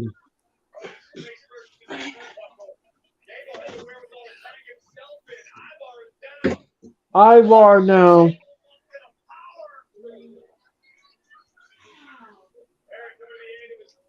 And there's a blind tag. Oh, what a knee lift. And Valhalla now is stalking Maxine on the outside. And look out. Oh, look out. 1, 2, 3. Alpha Academy wins. Yes. Wow. So this is like what, a 4-minute match? 4 minutes and 22 seconds. So they're actually going with the comedic team over the serious team in the. I don't know. I don't know. I love Alpha Academy. I'm happy they won, but I mean, are we serious with the maximum male models now? Yeah. I mean, okay. He's saying right now. Everyone's playing. Okay.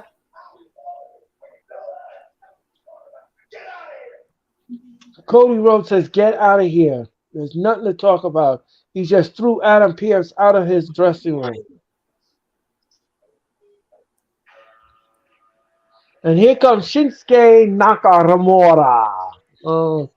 It's nice to see Cody get angry.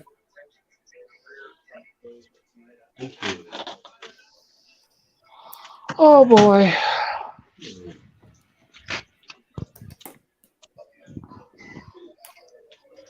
This should be great. Shinsuke Nakamura versus Finn Balor is going to be incredible. This is going to be one of the high points of the show tonight. Right.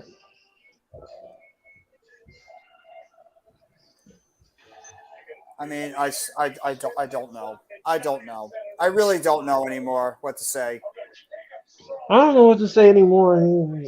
It feels like we just beat a dead horse about this damn company. Yeah, it does, and we're preaching to the wrong choir. And I don't even know. DJ Storm says Alpha Academy actually won a match. What timeline are we living in? Yeah, it had to take them teaming up with the Maximum Male Models to win, or Maxine Dupree. That's how they won a match. At least they won. I'll take it. They won a match. It's great. Good.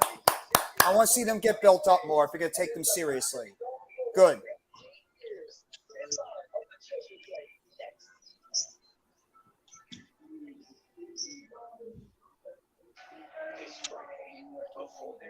By the way, just to let everybody know, SmackDown's Go Home show for Night of Champions was taped last week, so it's not live. Yeah, because they're in Saudi Arabia that day, I believe. Right. So SmackDown was taped last week, last Friday night. So this Friday night SmackDown is not live.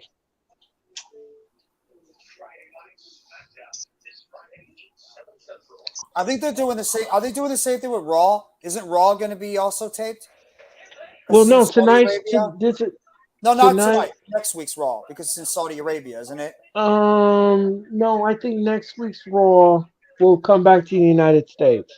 Okay, I didn't know if they were in Saudi Arabia or if they weren't. Right. No, they're going to come back to the United States. All right, thank you. You're welcome, Jeffrey.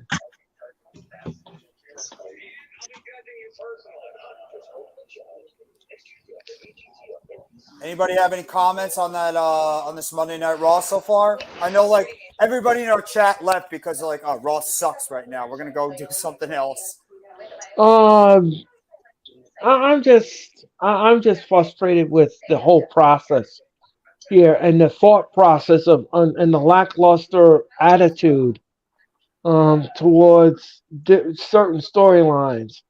Obviously, you don't care about the audience, and obviously, you don't care about who wants to be invested in your company. It's clear to me that their way is the highway. And if you don't like it, that's too bad. You can always change the channel. So that's the way WWE thinks about their fans. That's the way they think. They just, thumb their nose at anybody who has a difference of opinion.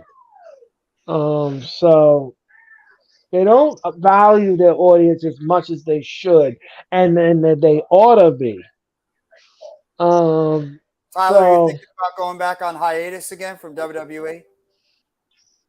Right now, they are pushing my goddamn patience to the brink to where I might go back. I might. Yeah, but if you're going to go back again, you have to stick with it and not fold. That's the tough part. That's the hard part. That's the hard part, because trust me, I've done it too, where I've tried to not go back and I couldn't do it because it's just the love of the professional wrestling. So, see, if I didn't have a show, if I did not have a show, that's it too. Me too. If I did not have a show to produce, I would have gave up on this company a long time. I would have washed my hands of this company because I'll tell you something. I know I keep talking about back in the days, and I know you can't relive everything. You can't rewind it either. But I remember back in the days where they used to have feuds that made sense, and they cared about their audience and they cared about what they were producing. The new WWE now, they don't care about the fans. They don't give a crap. Especially with Vince running the train, they don't care. I'm still here. It seems like that there is no story progression at all. Well, there's story progression with the Bloodline. The Bloodline story progression is there. I mean, some of the little minor stories they're progressing, but otherwise that just feels like a filler show. Blah. Yeah, it's just there. The Seth Rollins thing was brilliant. I love that. I was very into that. That was great. The opening segment with Sammy and KO was good. I don't mind that. Otherwise, this has just been Lackluster. it's just been a lackluster show so far, and we're already halfway through it. Oh, now we got Indoshare. Indoshare, yeah. And Shinsuke Nakamura is in the ring and he is awaiting his opponent. Wait. Breaking news. Veer is here. Veer has arrived. Ladies and gentlemen, Veer has arrived, everyone. Just if you didn't know that, Veer has finally arrived. And it looks like that Jinder Mahal is now transitioning into a managerial role. And he's not really an in-ring guy. He's going to be a managerial. He's going to be a manager now for both Sangha and Veer Mahan, which is, I don't mind. I'll give them a chance. I'll give Indoshare a chance because we could use some tag teams. So I'll give a chance. By the way, these two have history. If anybody remembers NXT a few years ago, these two gentlemen have a lot of history with one another in NXT. So this is going to be a lot of fun between Finn Balor and Shinsuke Nakamura. We still listen to their fans. If we didn't like something and made it known to WWE, well, I was Triple H. So nowadays, not so much. You're not wrong, Sarah. Some things they do listen to us, but most of the time, not really.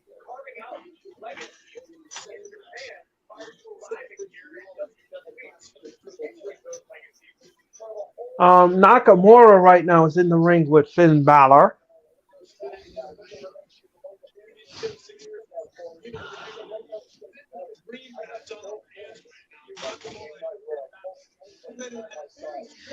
All right, ladies and gentlemen. Priest is on the outside, and the referee has counted the bell, and the bell has rung, and we are underway.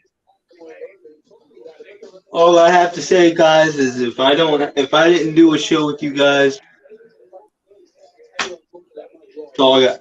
And that, Preach it, Tyler, preach it. that's it. That's all I got to say. If I didn't do a show with you guys, and if I didn't, if I didn't have a show with you guys and didn't want to come back, that hiatus would have gone longer. Would have gone longer.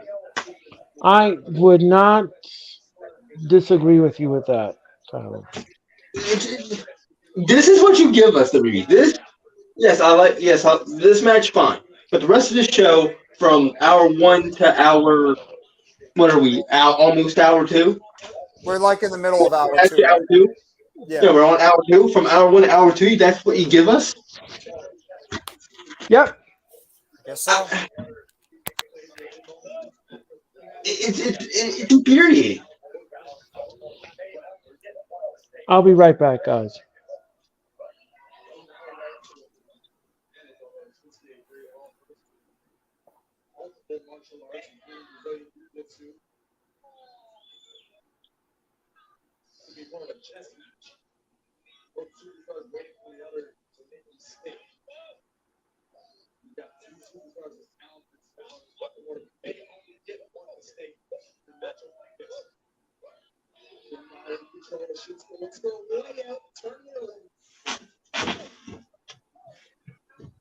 Nice takeover there by Shinsuke.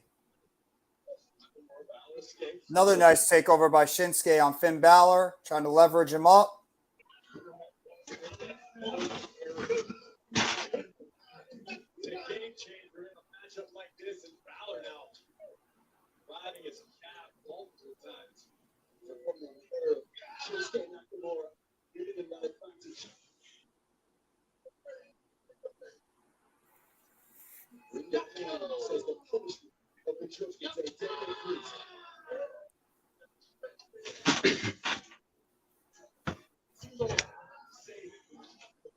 Nice knee right to the gut by Shinsuke, right on Balor. Yeah, that was an awesome knee. Good move. Yeah. Machine gun foot. Balor counters it. Insecurity. Just a shout out to Earl. Right to out by Balor by Shinsuke. Gets him up. Top rope. Shinsuke, double knee right to the gut of Balor. And Balor goes to the outside.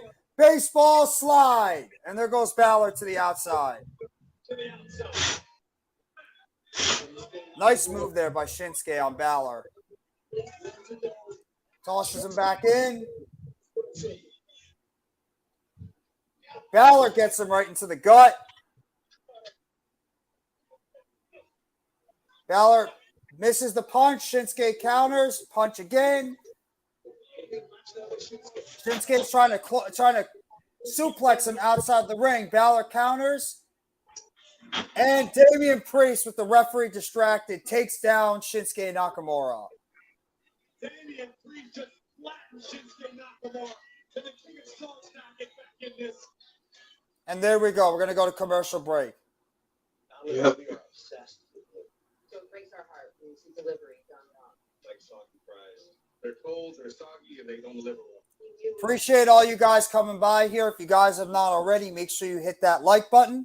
Hit that like button, like our buddy Earl Cole always says. Hit the like button. It helps out all the channels.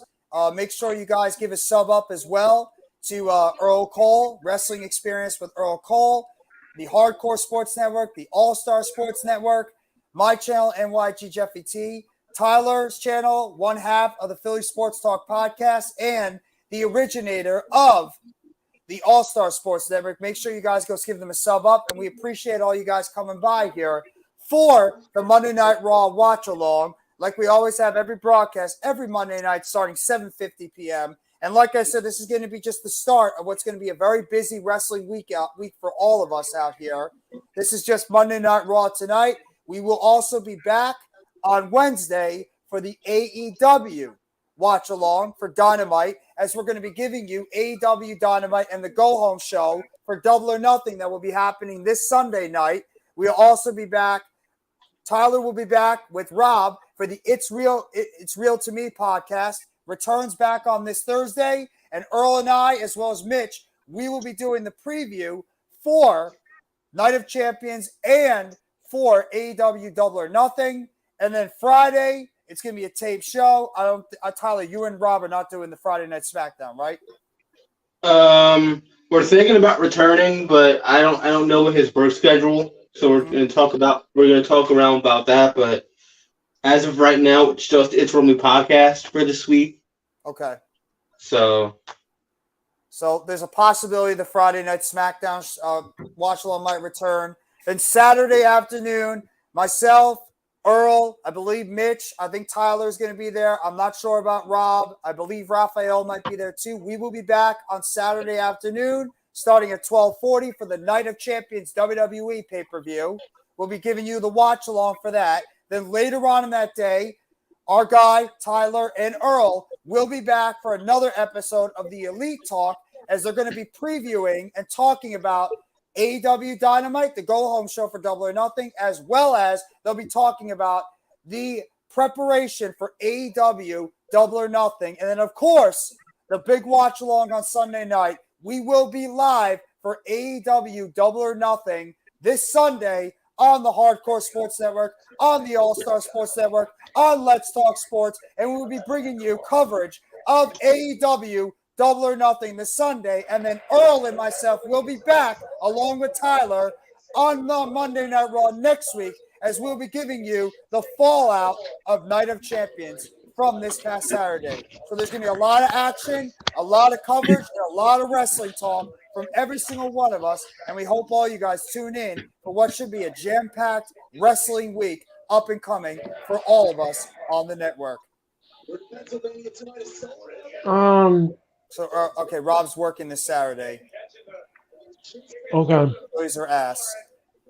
Okay. Shinsuke now. Look out. Beautiful kick by Shinsuke. Balor now is He's gonna pull him down. Oh, Okay, so Rob says that Thursday is going to be the retro SmackDown watch along. No, Rob. We asked that for this week because of the podcast. Or no, we moved that up. We moved that up, bro. Oh, that's what he says in the chat. He says it's going to be the retro Let SmackDown me, watch let along. me, let me message him. Let me message him real quick. 1, 2, no. Come on! I love when Shinsuke does that. No, he said that's Raw. And look out.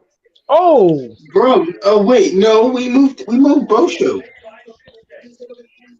Hey, don't shoot the messenger. Don't shoot the Oh, messenger. I'm not shooting messenger. I'm not. It's not directed towards you, man. Don't worry.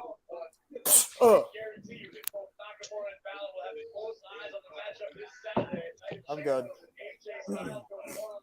the elbow to the back of the head of Nakamura by Balor. Insecurity.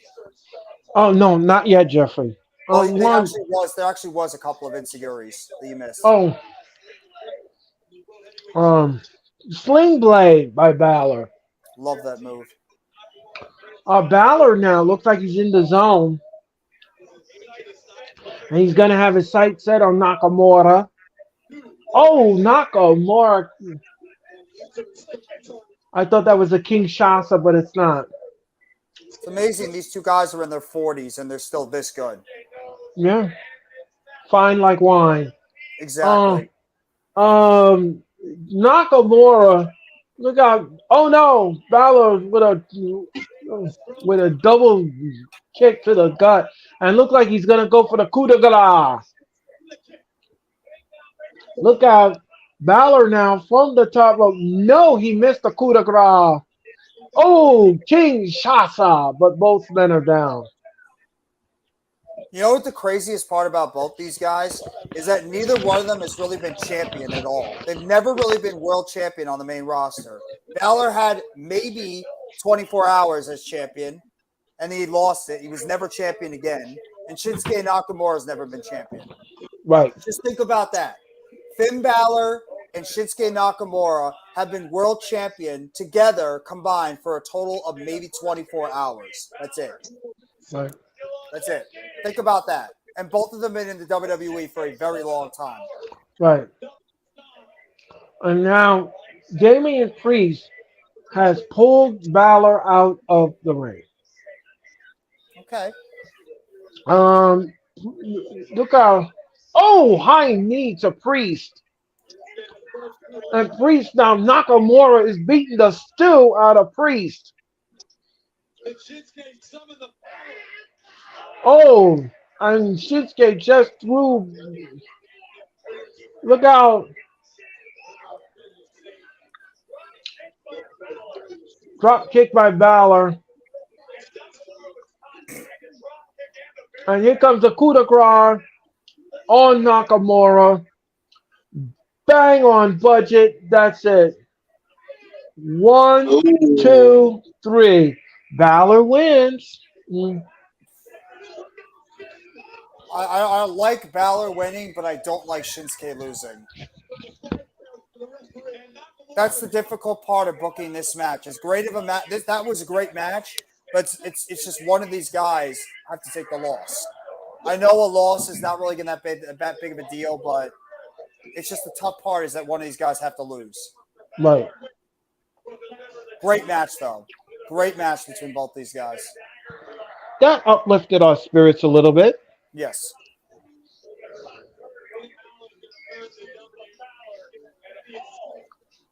Not much though, because I still think this show was crap.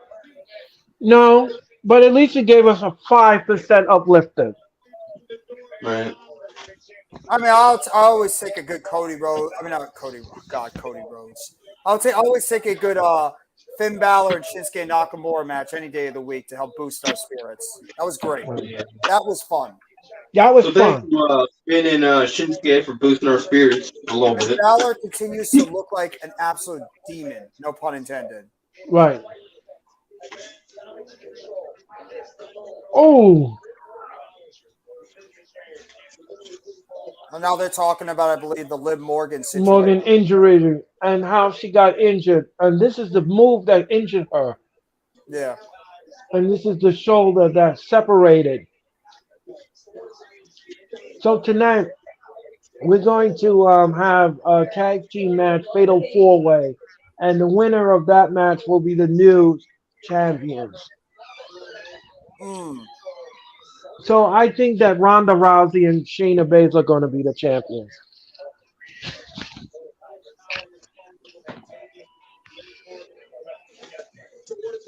That's a shame.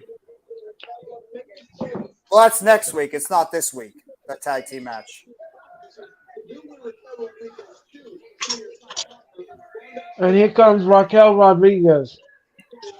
Is she smiling? Yes, she is. Awesome. Why is she smiling? Because she's happy to be out there in front of the WWE Universe. Somebody should put a Dentine thing right in front of her. Huh. Dentine Ice. So Raquel Rodriguez will take on Sonya Deville next here on Raw. Well, I'm still curious. Why did they change her name from Gonzalez to Rodriguez? I think she wanted her. She wanted it, but I don't know why.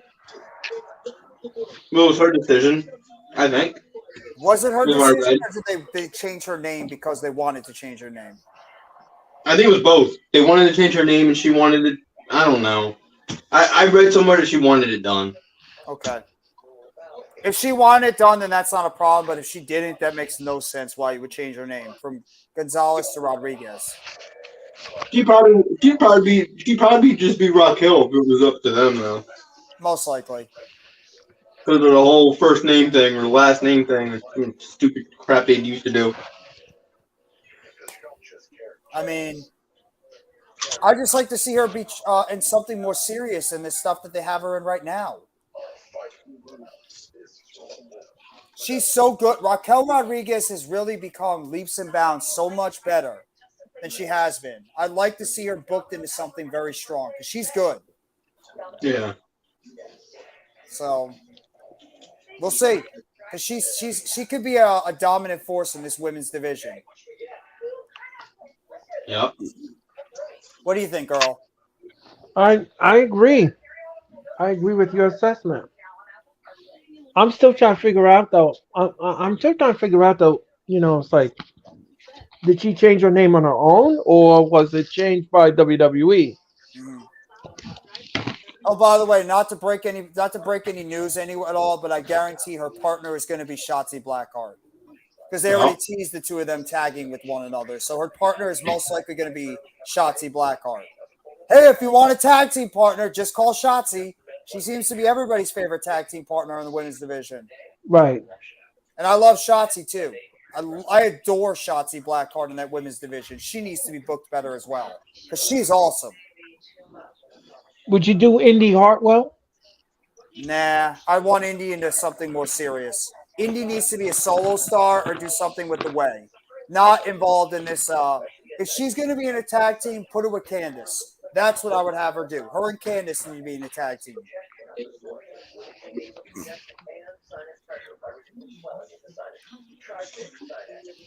Because Indy's really good.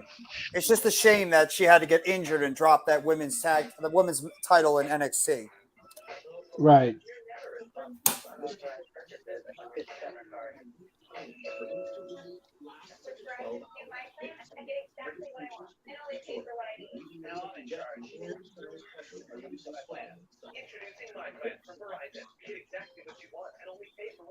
Thank you guys for the 3 that are still in the chat too. Thank you. Yes, thank you very much. We greatly appreciate it. And shout out to the 3 right now watching on Earl's channel. Thank you guys sincerely. And also the 1 on the Hardcore Sports Twitch. Shout out to you guys for the support that you continue to give us. And make sure you guys hit that like button if you haven't already. Hit that like button if you guys have not already.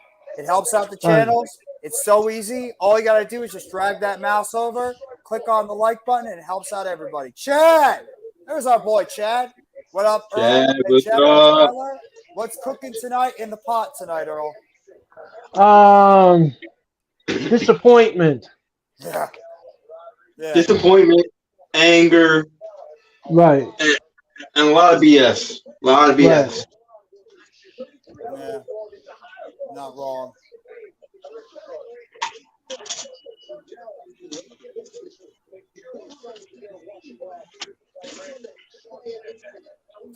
Even Okay. DJ Storms is like, this show is effing lifeless. It is Yeah, it is. terrible. This is your go home show to a pay per view. Are we kidding ourselves?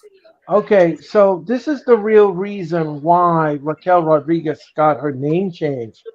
It was due to a memo that was sent out by Vince McMahon, as he made it clear he doesn't want newer wrestlers to use their real names or names that they Oh, used that's before right. joining the Oh, that company. was a real name thing? I thought Yeah, it was because she wanted to change. That's why no, Vince McMahon. That's why Pete Dunne was called Butch. right. Oh my god, that's freaking dumb. It's an edict by I'll Vince get the time. McMahon. I'll check it out, Mitch, if I get the time. Oh, I don't want you to use your real name. Like, I'm stupid. I want to that she looks serious. I like it. She looks serious right now. That's what I want to see from Raquel Rodriguez. Look serious. Look like you want Yeah, to beat the hell out of somebody. That's right. what I want to see.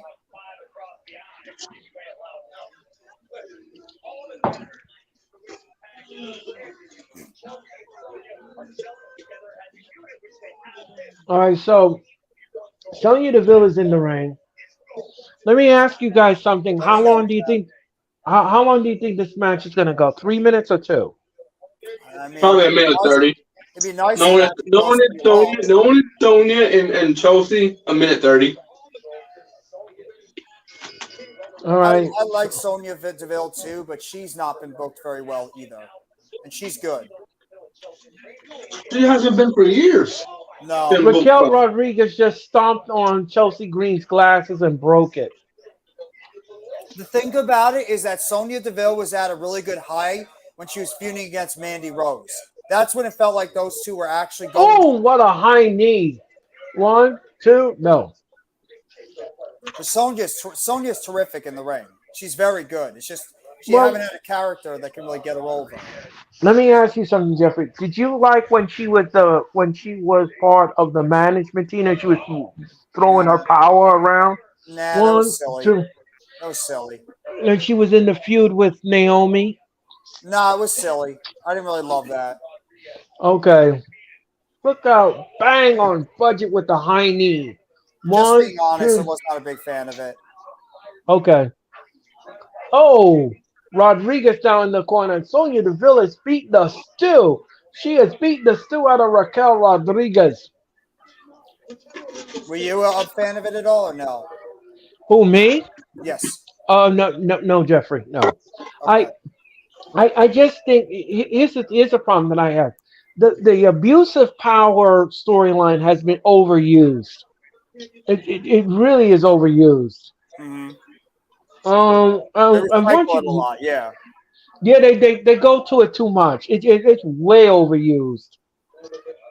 Yeah, and the thing is, being way overused is an understatement.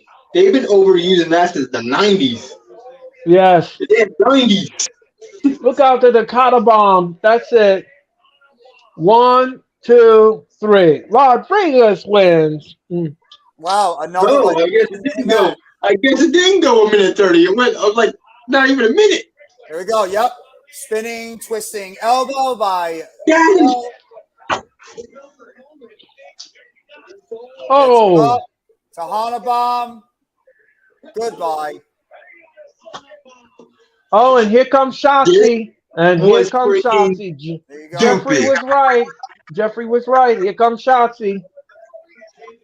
Shotzi now. Oh.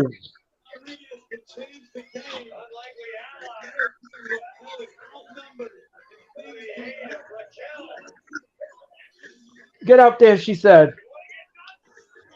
Look out, Shotzi now. Torpe suicida to both ladies. Shotzi and Raquel looks like they will be tagging partners. No, they are. They are. Is anybody shocked? No. You heard her music coming out. That's their tag team partner. Now, let me ask you something, Jeff. Would you give them the belts? It's going to go to Ronda and Shayna. No, I understand that, but what I mean, in the booking round, in the fantasy booking, would you give it to them? Oh, yeah, absolutely. I mean, I love Shotzi. She's so innovative on offense. That woman will literally. She is like she's a maniac in the ring. She will sacrifice her body out there. She's nuts, and I love that about her. Is that she's willing to go the extra mile. And that's why I'm such a fan of Shotzi Blackheart. She's one of my favorite women's wrestlers. And here comes Trish Stratus. Oh, Trish, no. Trish Stratus. Oh, Trish no. Stratus is talking to Adam Pearce. My daughter, she did this with Becky, and No, she said she was no. a loser. She has a stupid daughter. No, she's a Cornhuski's daughter. And we bought it. We bought it. We did. Like what the fuck? What? And we bought the doll. And I don't want to feel like this way about Trish. I love Trish. Either. She's awesome, but you give her some shit. I adore Trish. So he says no to Trish. Adam Pearce says no. The contract signing is up next here on Raw. Awesome. Hopefully it's good. Hopefully. Excuse me. So anyway, ladies and gentlemen, we are in commercial, and you are watching the Raw Watch Along. My name is Earl Cole. That is Jeffrey Turner. That is Tyler. And no, we are not lawyers. We are passionate wrestling fans. And you are watching the wrestling. I wish I was a lawyer so I could sue WWE for putting on crap television right now. I'll put some money into that too. I'm trying that shit all day. Imagine we had that power. Imagine we had that power. Bro, you know how much moolah we win if we win that case? Holy shit. I wouldn't even know what to do with that money. I didn't think about that too. This is supposed to be for on Monday Night Raw. Why is Shotzi? Shotzi's a SmackDown superstar. Why is she on Raw? The brand could float between each brand if they want to. But aren't you supposed to make it brand specific? No. No, here's the thing. Here's the thing, though. It's not that they're like free agent or they can just go wherever the hell they want. They have a thing called trades, which are not really charades. It's what Earl says. Oh, you can just go on any show you want. So yeah, it is like that. Right, exactly. But they call it charades. Right. Just float. It's just like if Tyler. It's just like if. Because they think, like I said earlier in the show, they think we're stupid. They think we're dumb. Right. It's just like if Tyler was my wrestler and he belongs to a brand, but he just decided, he just comes to me one day in the office and he says, Earl, I wanna go to the next ring. Okay, Tyler, no problem.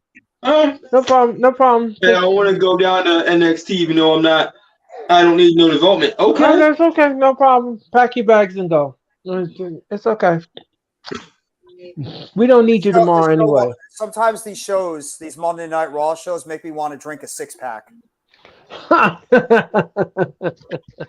Bro, I literally got a can left of my Broken Skull beer. I want to go out there and get one and just chug that some bitch.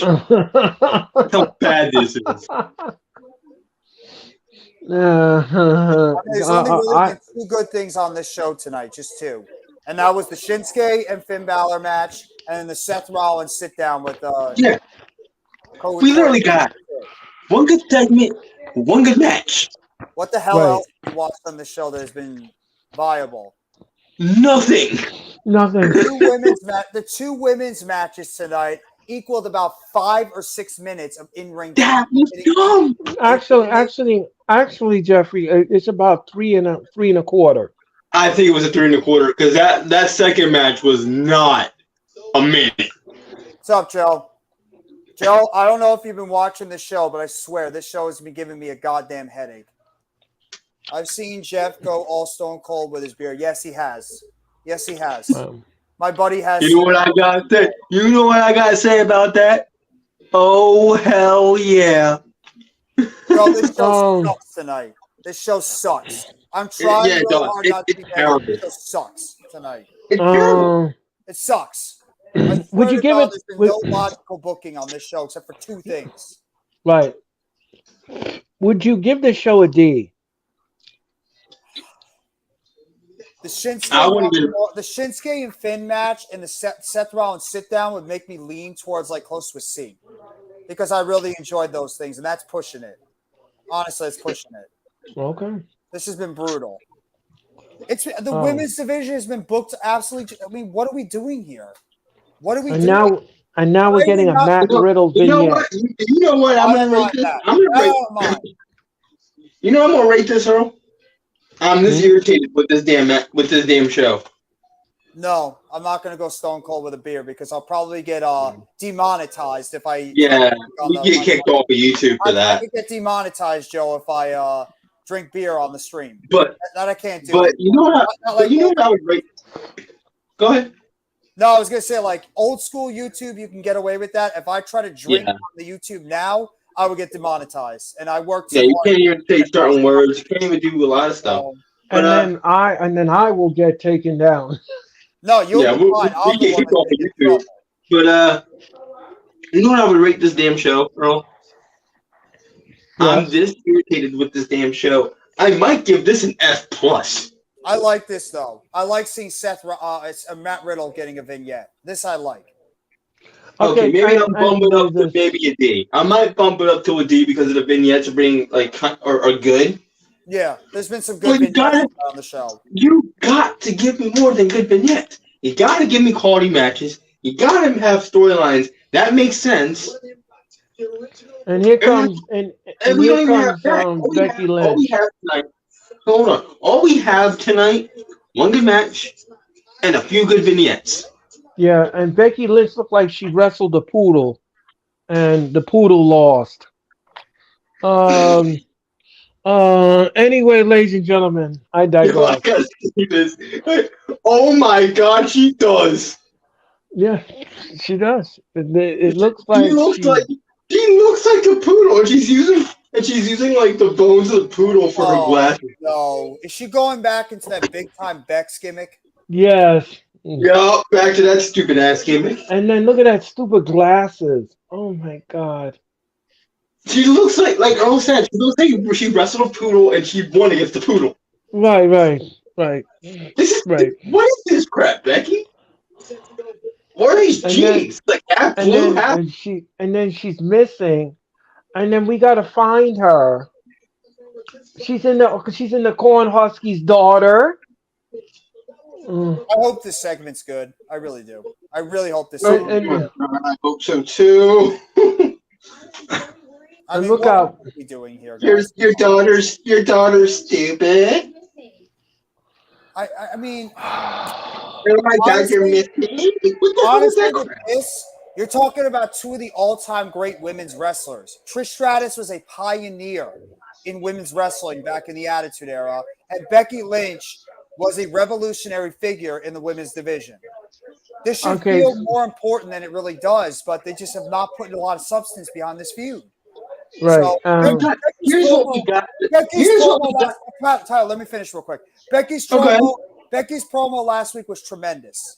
It was very good. Oh yeah, that was a fiery. The way they built this feud up, it's nothing really been behind it. It's just making it very hard for us to get into this feud because Becky just feels cringe and Trish Stratus. The man has come around to entertain you here at Hershey. Mm-hmm. But here's what I think. Here's what this is. Here's the face value of what we're looking at. Here's what we're looking Bring your at. ass out here, Trish Stratus, so we can take care of business. All right. We've got Mean Girl, bully from out of high school, Trish Stratus going against a woman who's dressed like a poodle. Well, I'll give this a chance. I'll give this segment a chance because I want to see these two cut. How they put together this segment. I'll give it. Okay, and here comes Trish Stratus, ladies and gentlemen. In control. I got the keys to the city. That song's still great to this day. All right, Okay. everybody, do it. Everybody in the stream, do the shoulder. Here we go. Here we go. Do it. Do it to Trish. Yeah, give it to Trish. Give it to Trish. Give it to Trish. We have to do DMD again. Is that Wednesday? Oh no, that's Wednesday. Okay. When you speak of Dr. Brent Baker, I'm sorry, but the lighting with the music just throws me off because it's not timed well. Wait, does that mean when we speak about MJF, we have to put up a middle finger? I'm down for that. I'm going to anything is possible. Anything is possible. Kiss the ring, folks. Kiss the ring. Okay. Becky Lynch Trish Stratus has the mic. All right, I'm gonna turn my microphone off because I want to hear this promo. Please don't so suck. Eager. Please don't suck. This final run has been bad. Right. After I kicked your head off on Raw.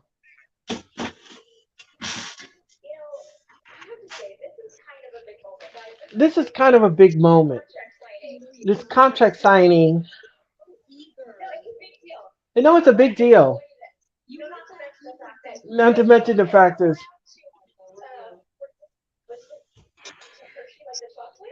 is Hershey like the chocolate? Oh dear God, are we starting with that shit? Look at you, so cool.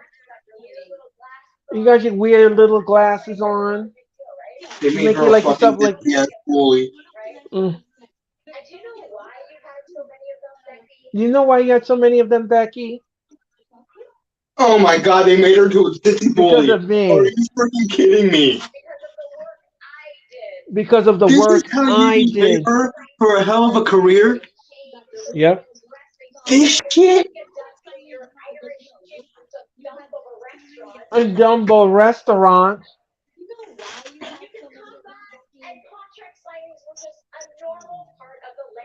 And they did the landscape of the whole thing. Because of me. Because I said that I want to come back because I want to be number one again. I want to be number one again. Honey, I am number one. Yeah, what the fuck is this? And I always be number one. I was always number one the minute I walked back into WWE. This is just cookie cutter. You said that I want to come back because I want to be number one again. You say you're it? Well, what's it going to be like when I beat you at the Night of Champions? That makes me it. Oh, nice and little callback. That was a nice little callback. I'll give her that.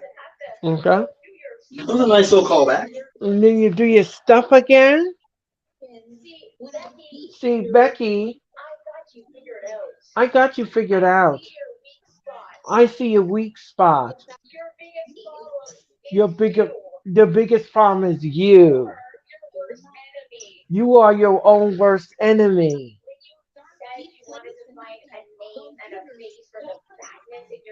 And then find a name and a badness in the head. You had my name all along. And it was staring back at you in the mirror. I'll sign this. When you said you wanted to find a name and a face for the badness in your head, so I'll sign this. But isn't it kind of ironic, Corey? Check this out. Check this out, Corey. This is my first. This is my first contract signing. It's also gonna make it your last contract signing. Tell me what to do, guys. Thanks. I appreciate that.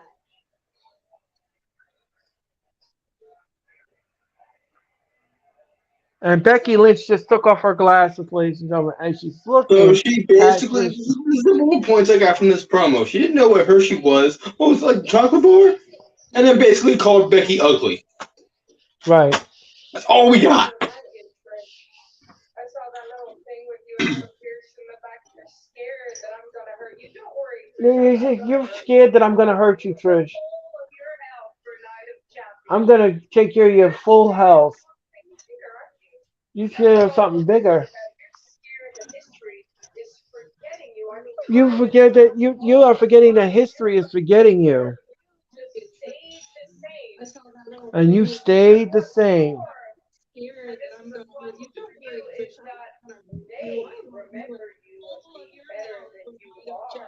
They remember that you better being than you are. You think that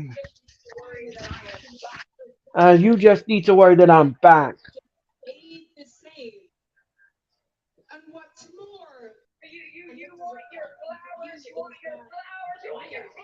You want your flowers.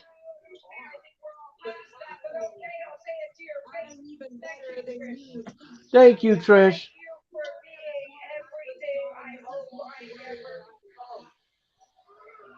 I hope that I will never become.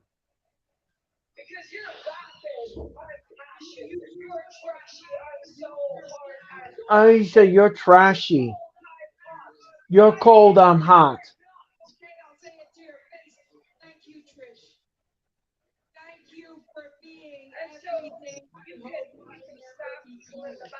You could stab people in the back,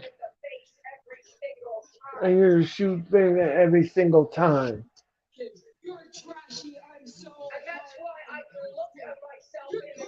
At least I can look at myself in the mirror.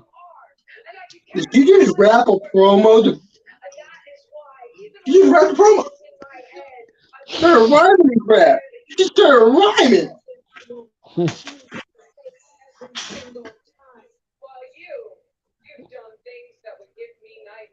You have done things that give me nightmares.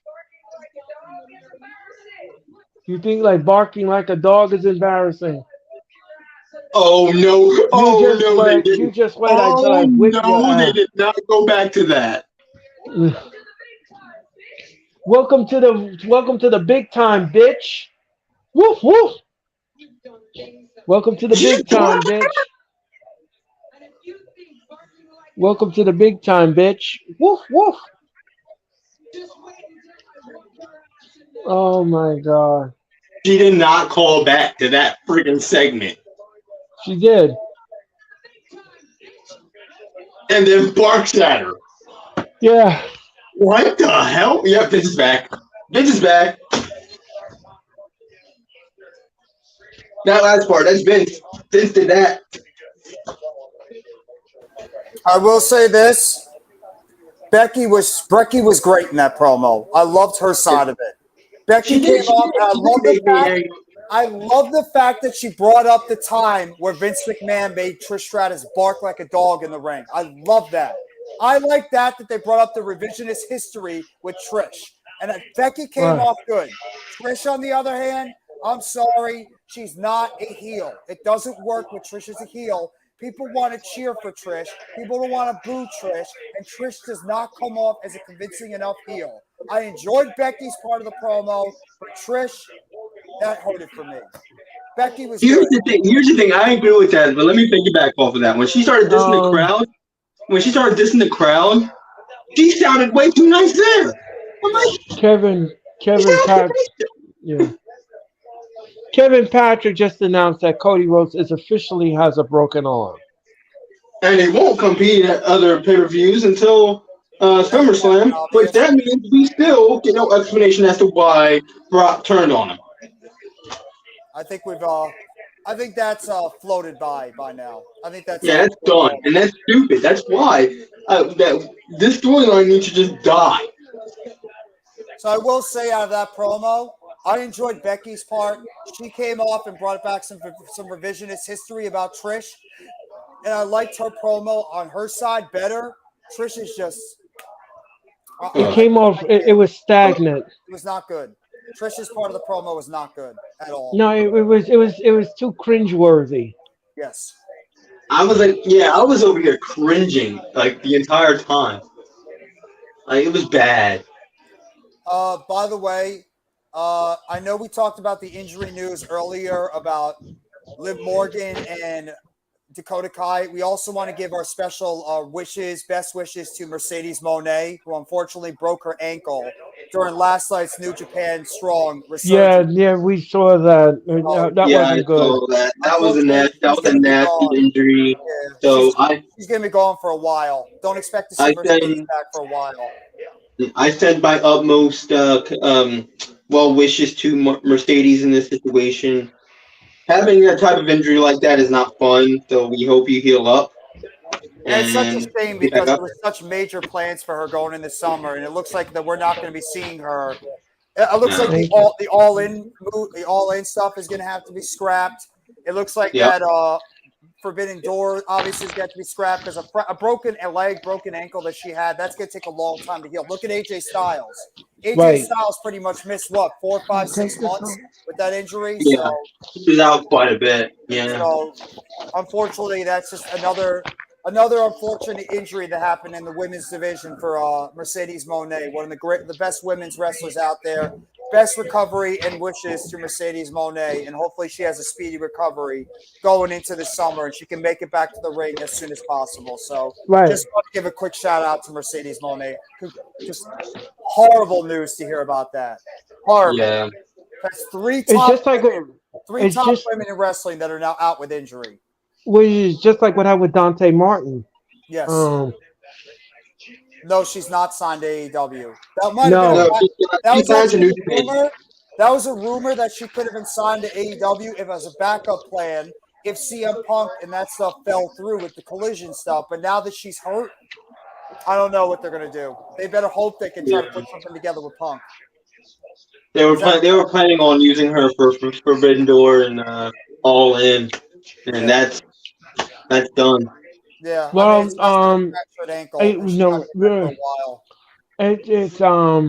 she was supposed to do a one and done. That's from what I understand. That's what I read. Yeah. But what now with her being injured, those are gonna have to get scrapped. Yeah. Unfortunately.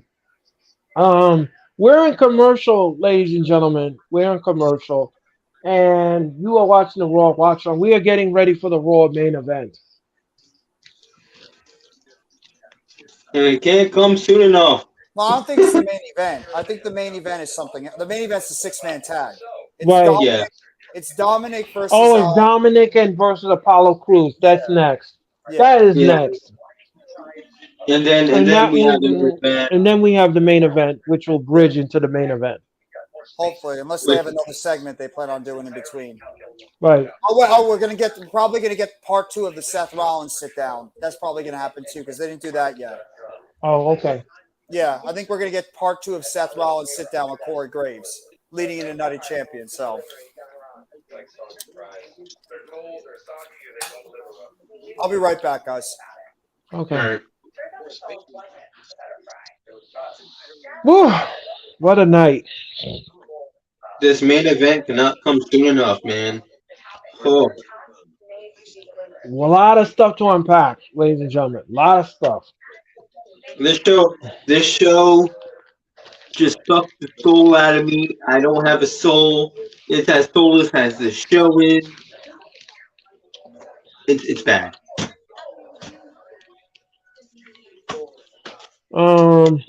You had a half-assed contract signing where one wrestler couldn't cut a heel promo and the other wrestler had a fiery promo as a babyface. Right. And then you had women's matches that only lasted 1 to 2 minutes tops. Right. And then you had the shitty matches before that and after that. Oh my god! The only things that were good were 2 matches and segments, or 2 matches and vignettes. That's it. That's all we got. So far, ladies and gentlemen, this show is a D for me. It's a D. That's, for me, man, that's too generous. I'm giving it maybe a D- to maybe an F+. Okay. Because this is not a good show. And there was a few times where I was contemplating in my mind, should I just end the stream here and turn this off or keep going?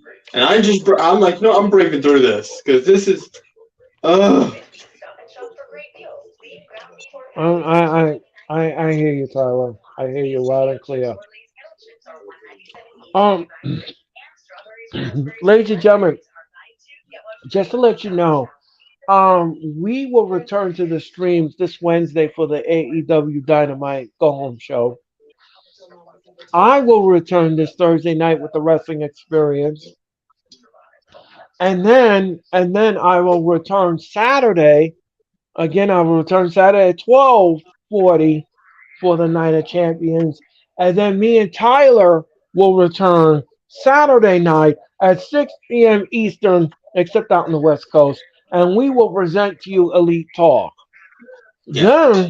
Then on Sunday, we will bring to you, ladies and gentlemen, Double or Nothing at 7:50. And then the fallout from the Night of Champions will happen next week on Raw, and that'll happen next Monday night for Memorial Day. And also on my end of the street here, and on Rob's end of the street, we have the It's Me podcast on Thursday. So we have the Wrestling Experience. We got This World of Me. You got the two watch-alongs. You got actually three. You got the Monday Night watch-along. You got Dynamite. Well, actually four. And you got Elite Talk too. So you got 7 shows you get to watch this week. 7, including the weekend. Right. So A it's gonna lot be of a fun week. content. It's gonna be a fun week. I can't wait to work with you again, Tyler, on Elite Talk. We always have fun doing that. Oh Um, yeah, we have a ball with that show, man. we love doing it. We love having fun with it. So Aww. Raquel and Shotzi are hugging. yes, This because is it is awesome. official. It is official. Shotzi is Raquel's new partner. I adore Shotzi. I really do. I adore her. Yeah, Shanti's awesome. I liked her since NXT. And now Mommy is whispering into Dominic's ear. Right. I still want to know what the hell she whispers in his ear. Oh, I bet everybody wants to know what she's whispering in his ear. My car was.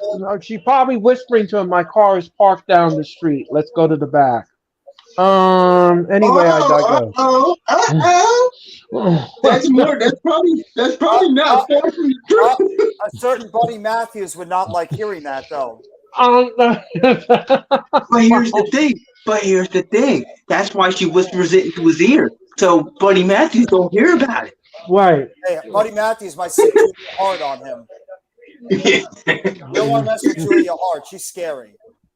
Oh yeah. And then She's she scary. wants Lee Johnson on him because that's her boyfriend, Lee Johnson. You don't want to mess with Shotty Lee either. No.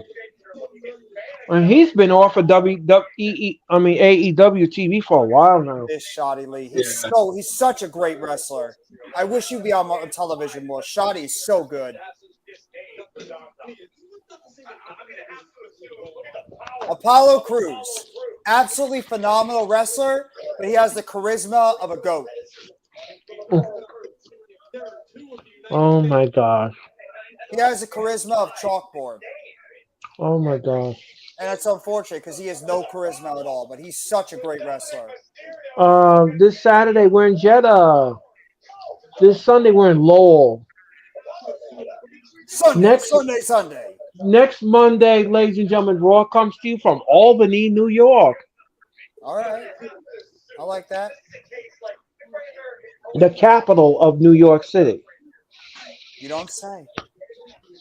That's right. Hmm? Where our governor, Kathy Hochul, is. Oh. Earl, we are just breaking news left and right all over the place. Yeah. Yeah.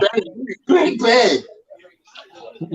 Oh, look at Dominic begging. Dominic's begging right now. Please don't hit me. Take my hand. And Dominic now is beating the stew out of Apollo Crews. I bet you did, Alex. I bet you did get 3 Roman Reigns merch. I'm not surprised by that. You were like Roman Reigns' #1 fan.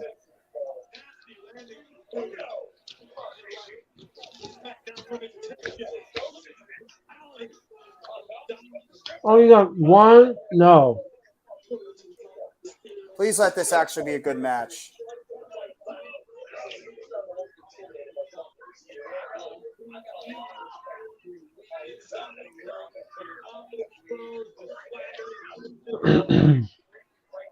Rhea Ripley is screaming, work him out, work him out. Cruz now look like he's hulking up.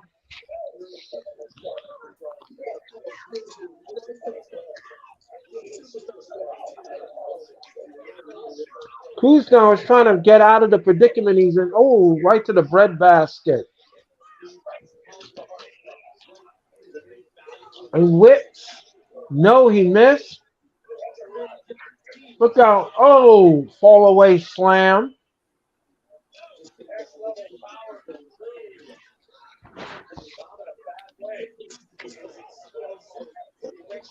Rhea Ripley is encouraging Dom to come on. And look out now. Cruz is on the second rope. Oh, a blockbuster to Dom. Cruz to the top rope, and he splashed. 1, 2, no.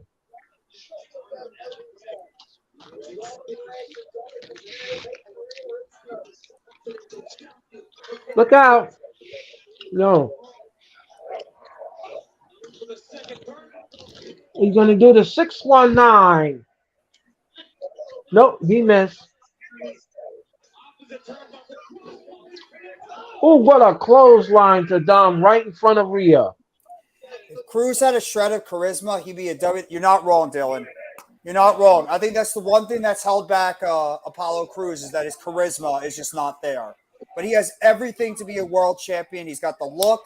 He's got the in-ring ability. He's got the athletic ability. He's got it all. But unfortunately, the thing that sets him back is his lack of charisma. You're not wrong at all, Dylan. That's a Look out. Oh, Rhea now just pushed him right into the ring post.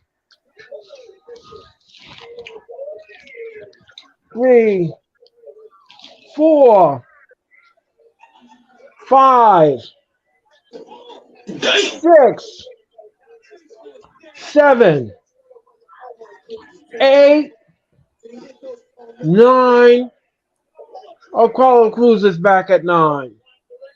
I got to believe that shirt. Oh. Big dog and acknowledge me shirt. I'm sure you did, Alex. 1, 2, 3. Dom Mysterio wins. Predictable. Not surprised. Predictable. After mommy interfered. Yeah. He almost slipped too. He almost slipped trying to do the get on the top rope. Thank God he didn't slip. That would have been absolutely just bad. Right.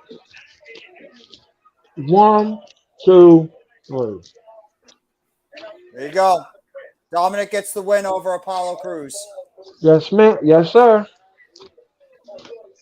Did you just almost call me ma'am? I apologize. I'm sorry. How dare you? What do you say? How dare you? I'm sorry. I deeply apologize to my co-host. This man, Pickle. bro. Who would have guessed that outcome? Yeah, I mean, come on. Exactly. It was Nobody too expected predictable. that to happen, Dylan. Shocker, I know. Sarah, Dylan. Nobody shocked that happening. No, I know you've been a Roman Reigns. I've been a fan of Roman Reigns for a while too. Here's the other part of the. And now we're getting a vignette of AJ Styles. They actually showed some stuff for him back in TNA. Wow. Even in New Japan too, when he won the world title. That's got to be a Triple H thing. Yep. Yeah. Vince would have not allowed that. No, Vince would never want to acknowledge anything outside of WWE, so I like that. Right. Where's Johnny Gargano? Gone. Completely gone. Yeah, where is Johnny wrestling? No, nothing for him right now creatively. Hold on, I'll look this up. Johnny Gargano? Unless they're saving him for after Night of Champions, I hope. Seth Rollins. I think Seth is going to win the championship, Alex.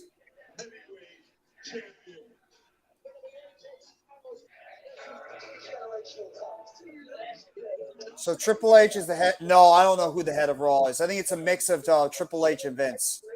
Right. Oh yeah, ever since his little stint in NXT, they've not booked him at all. Right. They don't have anything for him creatively right Not now. even booked him. Oh yeah, here comes the in-depth interview number 2 with Seth Rollins. That's next here on Raw. And you have something, but you're not seeing it. You have everybody from the way up on the main roster. Bring that group back. No, you're absolutely right, Dylan. I don't care what you do with you get Johnny Gargano on the show and even give him like some type of match just to showcase him. Not having Johnny Gargano on the show is just ridiculous. Yeah, not having him not being on the show. Period. Come on. Bronson Reed was on the show. Yeah, but the thing is that you don't want to start making him to a jobber. Then you put him over against somebody, like you put him in a match and have him win. Build him up. And also, like I said, you have Candice up, you have Indy up, you have Austin Theory up. Put together the way. No, they are together. The way is together. They did put him together. They did a backstage segment which they were teasing Tommaso Ciampa's return. Yeah, it was like a couple of weeks ago. They did a backstage segment, and they did have all of them together. I think Indy's still out with injury with that ankle. Yeah, that did hinder things. That's right. Yeah. Dexter, I don't know what they're doing with Dexter. Dexter, I don't know how they're going to get him over. It's too far. He's too far gone. That's a limited character. Dexter Loomis is a limited character because he can't speak. So that's going to be a hard character to book. The problem is he already spoke, and he was also already a comedy character when he got called up. Yeah, that's an unfortunate thing. Let me ask you all something. If you were a booker, you already got Index back. They did put Index back together. Yeah, they put Index back together. Which people love that. People love that for some reason, but they did. But that's the problem. People loved it. I'm sorry, Earl. Go ahead. If you were a booker and you were writing a story, how would you write one for Dexter Loomis? I mean, his character is very complex. I mean, you'd have to like some type of like crazy psycho killer or something, because that's what his gimmick sort of feels like. Yeah. You mean like a Jason? A little bit. That's what his gimmick kind of feels like. It's basically like an unmasked Jason. Yeah. Without the burns and the mask. That's how his gimmick was being presented when they first brought him back, when he was going after The Miz and Ciampa. He was basically like this psycho killer who was stalking Miz and stalking Ciampa. Yeah. Right. Like that was a good start. Good start. I miss Ciampa so much. Indy doesn't shut up and Dexter doesn't talk. Yeah, it is. That's true. That's why it was funny. That's why it was funny in the beginning, because Dexter never talked. Yeah. But Indy would not shut up about the guy. And we all adore Indy as well. Yeah, Indy's awesome. Is that game still going, No Mets? I haven't even checked it, man. The basketball game tonight. I forgot they're playing tonight, the Lakers and the Nuggets. Yeah, they're playing tonight. Oh, yeah, the Nuggets are up 94-87 in the third quarter. Maybe I'll watch that game afterwards. The press conference is this Friday at noon. I like Psycho Dexter too as well, Dylan. It fit him perfectly, like he used to have in TNA when he was Samuel Shaw. 94-89 Nuggets. Well, I hope the Nuggets win, because the Lakers getting swept would be very good. I'd be happy about that. By the way, no Mets, no Nets, no Jets. Thank you as well. Appreciate, since you're in the chat, thank you as well for the 3 super chats you sent earlier in the stream. Sincerely, thank you sincerely so much for doing that. You made my night and you made my week so far by doing that. Thank you. Had to give you a shout out for that. I'll give you a shout out on my YouTube channel either later, sometime tonight. I just want to make sure I give you that. And because you always deserve it, Jeffrey. You do fabulous Oh, work. stop it. Oh, there's another Seth you do. vignette. All right, I apologize. I just want to hear the second half of this vignette. So if I pause my mic, I just want to hear this. So, why is Night of Champions? Why is the World Heavyweight Championship so special to some? I'll go back to exactly where we started. It is time for change. I'll be back.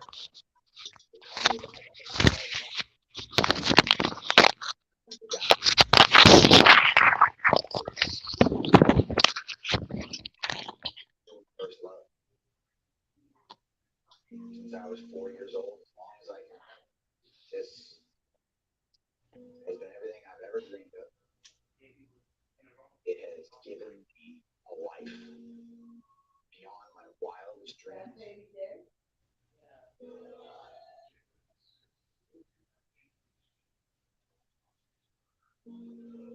I just want to see it give it the best it can be. This World Heavyweight Championship, this is our moment to do something special.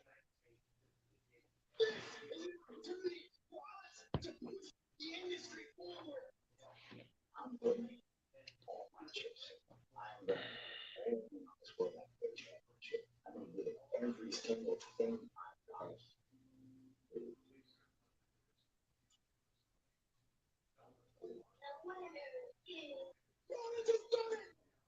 I want to be able to create something that's going to be legendary. I want to be able to create something that's going to live forever.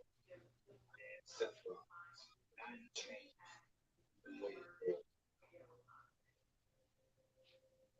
Seth freaking Rollins is once in a generation. Because I made myself that way. I want to be somebody that the future can look to. Like, that's the guy. That's the way the character comes from.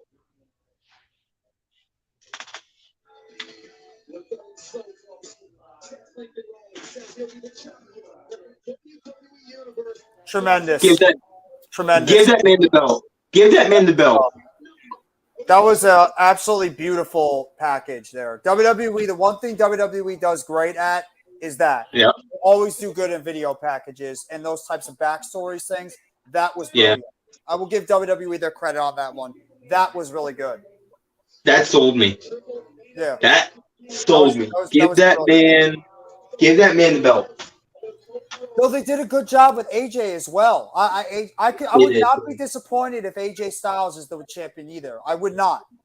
I would be happy for either one of those guys if they win the match because I think both of them would be the champion.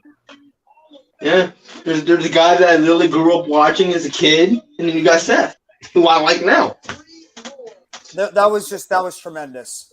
Kudos to WWE on that absolutely fantastic video package they did for Seth Rollins. Beautiful stuff. And for oh wow, the SmackDown Women's Championship is going to be defended with a Raw superstar in it. Yeah, what the hell? I mean, why?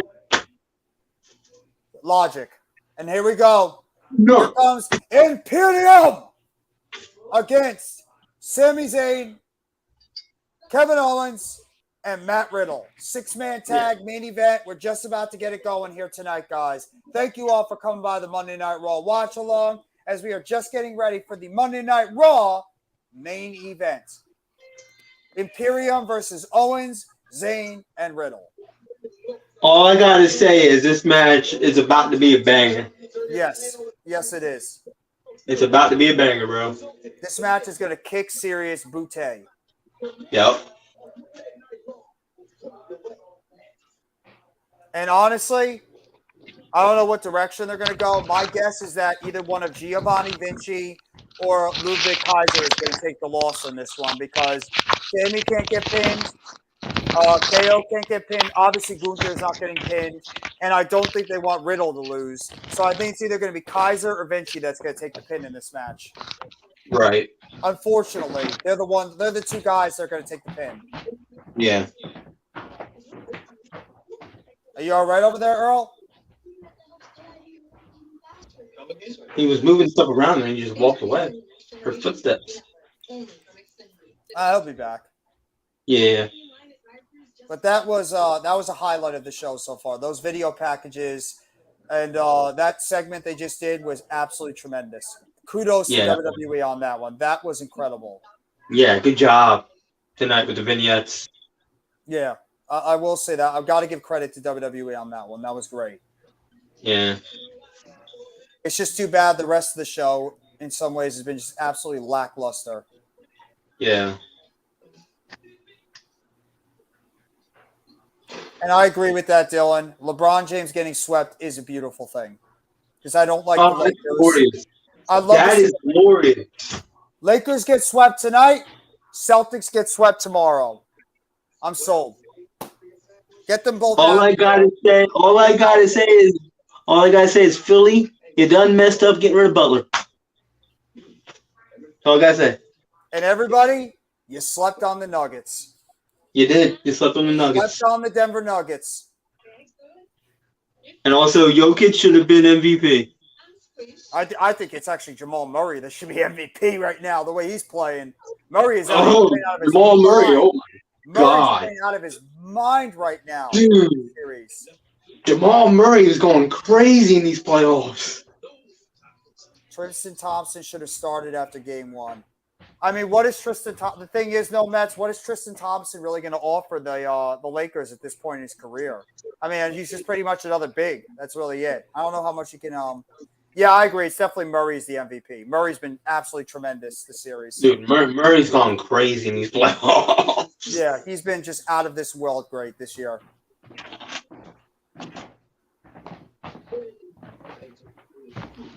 Earl, you all right over there, bro?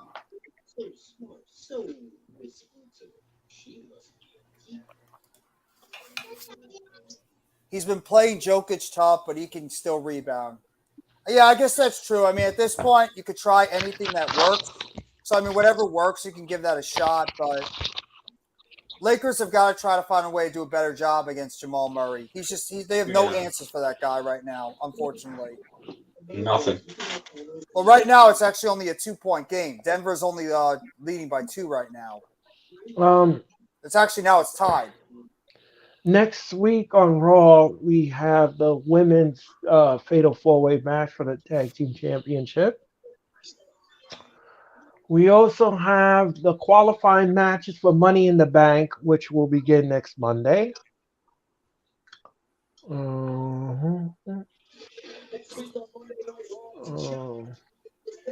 And right now, the Imperium is in the ring.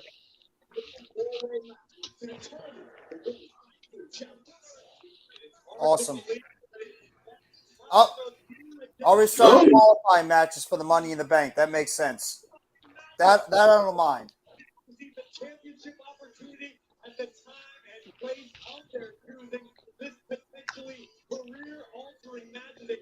And one of those guys that could potentially win that Money in the Bank, you're looking at him in the middle, Gunther.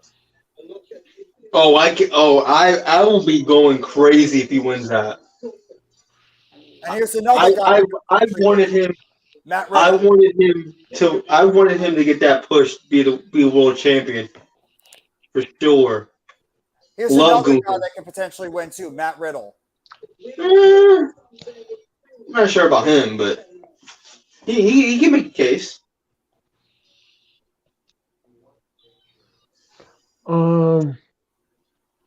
All 3 men are guarding the ring right now, ladies and gentlemen. You know, it would be pretty awesome right now, even though it's not going to happen, if Randy Orton did make his return against Matt Riddle and took him out. Because they need to have that Matt Riddle and Randy Orton storyline go on, but it's just... Wait. Wasn't he supposed to come back this week? No. That was a false report. Oh, it was? Yeah. No. Rob's not here, Raph. Unless you Rob's not here. Yeah, Rob's not here tonight.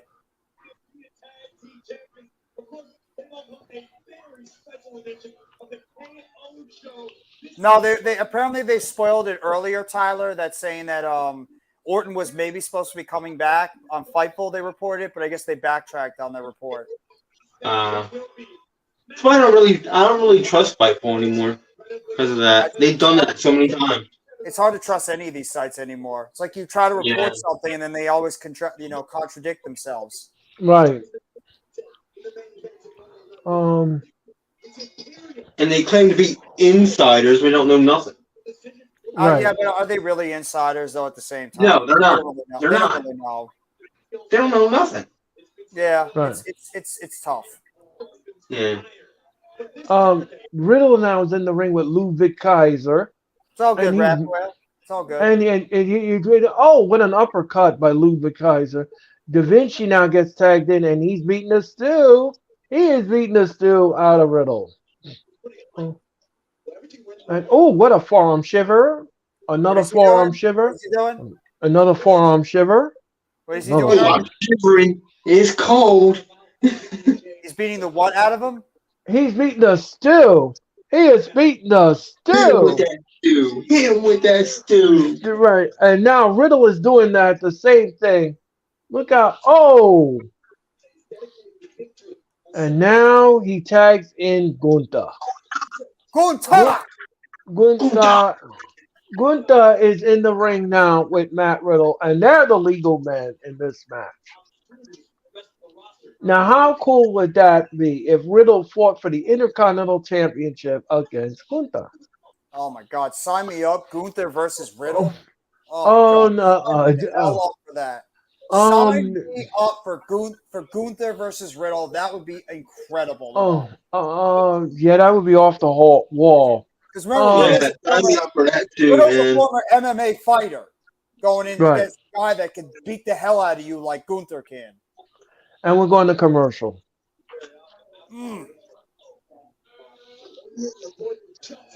So guys, after what you've seen tonight on Raw, would you surmise that the go home show was it strong? Was it weak? Was it need improvement, or was it just plain trash?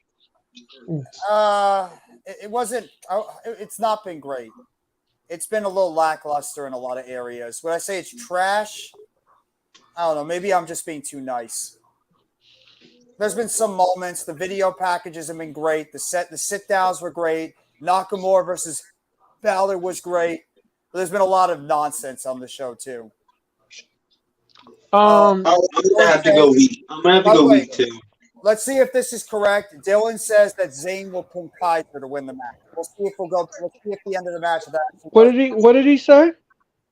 Dylan says that Zayn will pin Kaiser to win the match. Oh, That could happen. That could happen. I'll give you a shout out, Dylan, if that actually does happen. Remember, It'll make the tag champs strong. It'll make Gunther remain strong. It'd be good. Yep. right. Remember, ladies and gentlemen, all WWE events card is subject to change. Well, what do you think about the show tonight, Earl? I'm disappointed. I'm disappointed. This go home show has left me flat. Mm-hmm. I'm not. I don't know. I just have no energy for this show anymore. I just don't. I'm just not. I'm not feeling the show. Mm-hmm. I mean, some of the segments were good, like you said, Jeffrey, and I agree with your assessment. Some of the segments were good, but in all, it's just lackluster. It's just no passion. There's no sense of urgency. There's no sense of, oh, we're gonna go into a big show on Saturday in Saudi Arabia. Let's give the audience something that they could really sink their teeth into. Mm-hmm. There's just nothing like that. There's no moment like that. And for me, like I said last week on the Raw Watch Line, I want a strong go home show. This is not a strong go home show. No, it just seems like that what they did is they're coasting on the fact that they're hoping the pay-per-view would sell itself. That's exactly what they're And they're doing. just going through the motions. And Yep. it's a shame because it's like you can't keep doing this on every pay-per-view. You can't keep doing this because let's say the pay-per-view doesn't deliver the goods, then what? Then you have a flat go home show, a weak pay-per-view show. I mean, you can't keep doing that all the time on the big pay-per-view. You can't do that. Here's how WWE should do this. It should be like pay per view is your product. It is a product that you're selling. What it is, you're paying $10 to see this. You're paying $10 for Peacock and for WWE Network. If you have that, you're supposed to sell the product, buy your build, and you're not doing it. No. No, you're You're not not doing doing it. You're not doing it. And you're not wrong. You're not doing it. And like I said, for me tonight, I just as a wrestling fan for so long, I'm just so disappointed in this company and the way they do things. It just behooves me. It's just really disappointing. And I grew up on this company. I That's mean, Dylan makes and a good point right here, Earl. Problem is WWE can do that because they sell out their shows. He's not wrong. yeah, I mean, yeah, they can sell out now and then. Yes, they can sell out, but what does that equal? What does that tell us? That doesn't say Because no much. matter what, people are still going to watch, even if the product is not where it needs to be. Even if the build Right. is lackluster, people are still going to watch, and people are still You're going to tune in. you're absolutely right. You're It's, right. I don't want to be right. I really don't want to be right on this. I'd rather be wrong. But Yeah, but I'm not gonna fight the feeling on it. If you're right. I wish you could. I wish you could fight that feeling and fight it with all your heart. But What am I gonna say? What else am I gonna say? You're right. and it's just the same thing with AEW. They've done it before too, where they just go by, well, we have a great card, and the card and the pay-per-view itself will sell itself because everybody's going to want to see these matchups. And that's what WWE has done the past couple of pay-per-views. I mean, look at Revolution. Look how Yeah. lackluster the build was That for bill that. was terrible. The Bill build was awful for the discovered. pay-per-view. The build was terrible, and but what The was show produced? The show was probably the best wrestling show of the year so far out of every company. I mean, Tony Khan gave us a receipt and more. Yeah. That For pay-per-view the was top to bottom, an absolute banger of a show. yeah, and it flowed correctly too. Oh my God, did it? And Owens now is ready. Owens is gonna back that thing up, and right on Da Vinci. And I One, said the same thing about Elimination Chamber. I thought that was the same thing as Revolution. That was another great pay-per-view that flowed. yeah. I mean, they had lackluster builds, but then what was produced was great. Kaiser now is on the apron, and Kevin Owens now looks like he's gonna power bomb him on the edge of the apron. No, look out, tag. I miss when Owens does that. Remember when Owens used to always do the pop-up power bomb in the apron? I miss that. Well, he could really injure somebody. Yeah. We're going to commercial.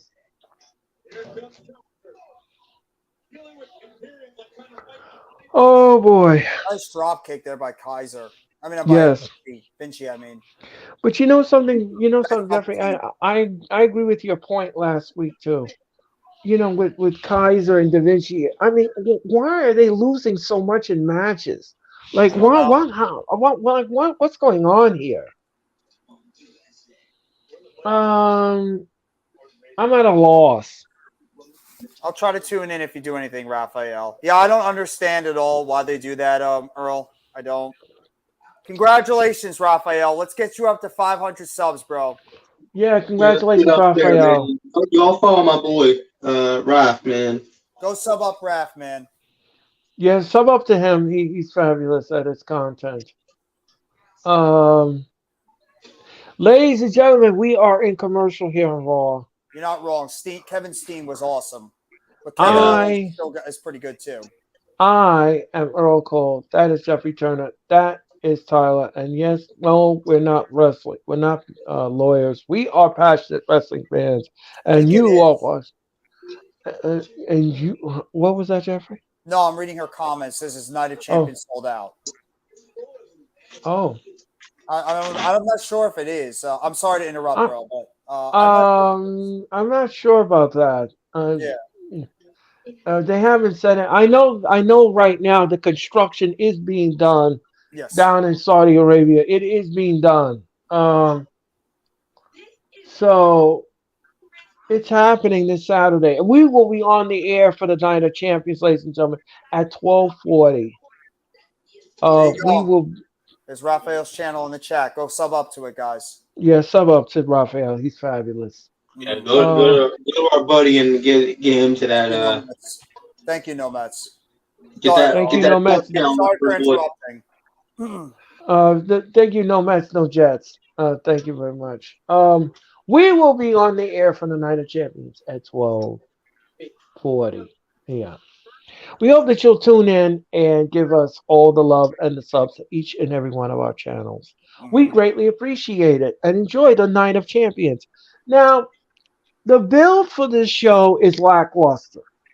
There is no build for this show. Now, however, we could get another good, solid Saudi show. We could get that. But we're gonna have to monitor that very closely. But we're gonna discuss that on the Wrestling Experience this Thursday night when we do our prediction show. Yeah. Crown Jewel was great. Which one? Crown Jewel was fun. I enjoyed Yeah, that. Crown Jewel was fun. I enjoyed doing it with you. I thought that was fun. I thought it was a good show too. I thought it was good. Anyway, ladies and gentlemen, we're back. Owens now with a frog splash on Da Vinci, and both men are down in the middle of the ring. And of course, the referee for this contest is Rod Sabata. And why is he not counting both men? I still don't know. I don't know what's going on with these WWE officials. Why are you not counting when both men are down in a tag match? Makes no sense. Anyway, It's not like AEW officials though, where they just let everything go. Right, exactly. Anyway, Owens now. Zayn backdrop Da Vinci.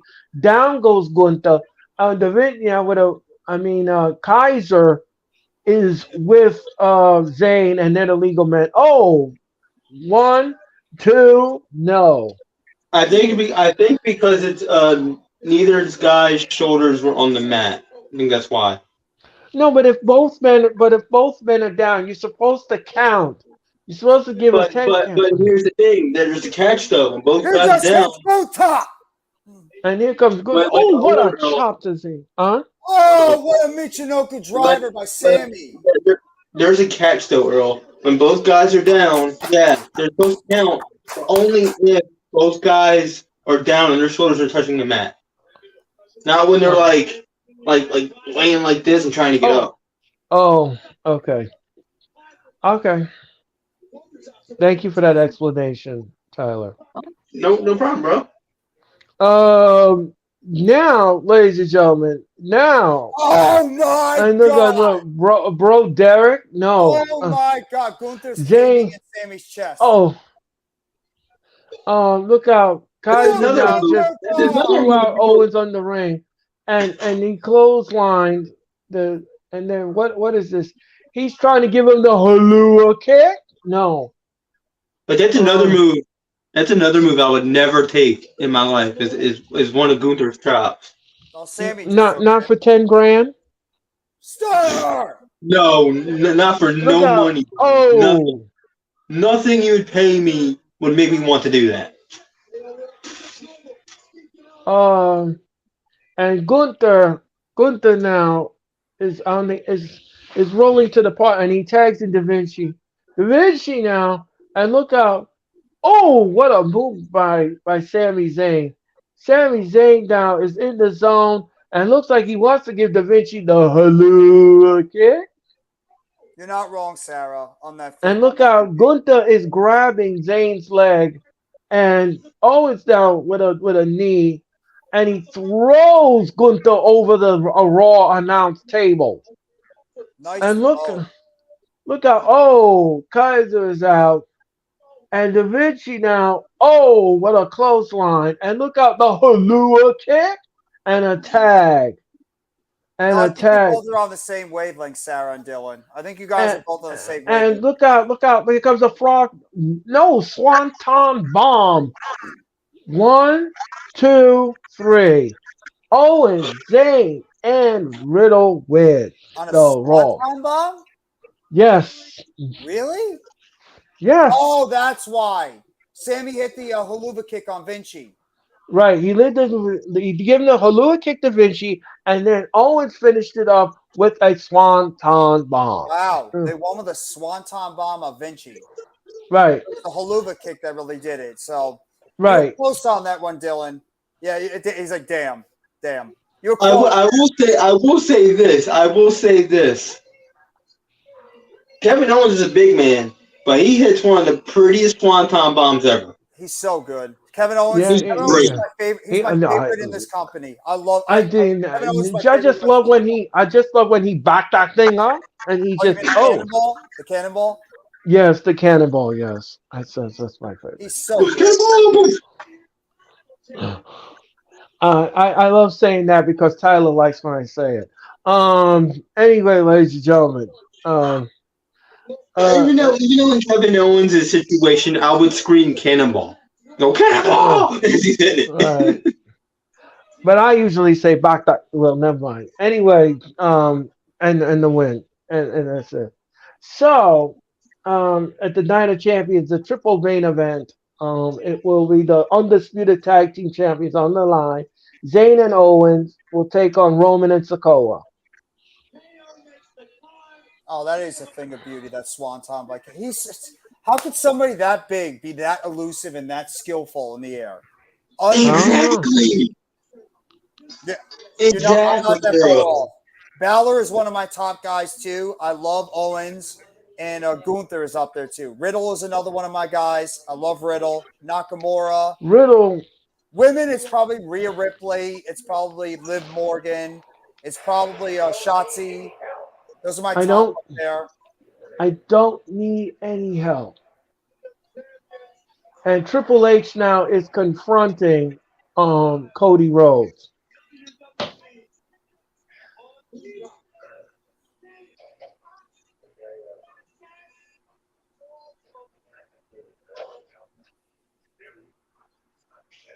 So we are getting a final I understand.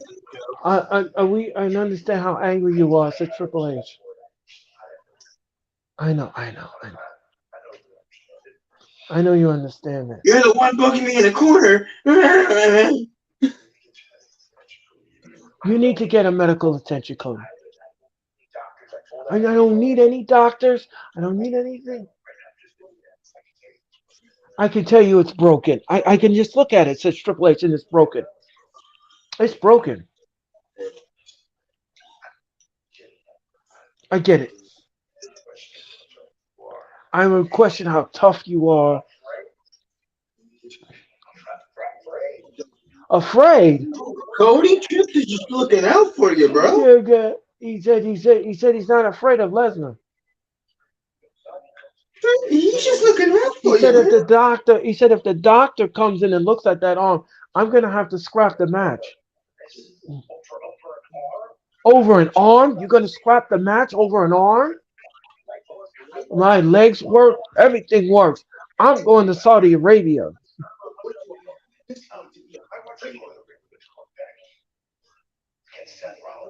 He said, I seen you what you did in the torn pack and the Hell in the Cell. I know how tough you are. But this is different. Think about that year that you had this shelf. You had a year. You had a career out of your life. You know it's far worse.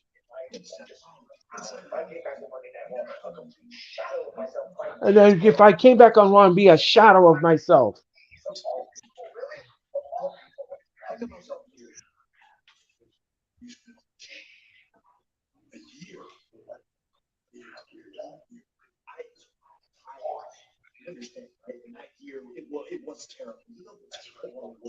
That's what I thought. I'm going to the Night of Champions. I'm going to meet Lesnar with one arm. Oh, jeez. I think that is a wrong decision. If you think for 1 minute you're going to beat Lesnar with one arm,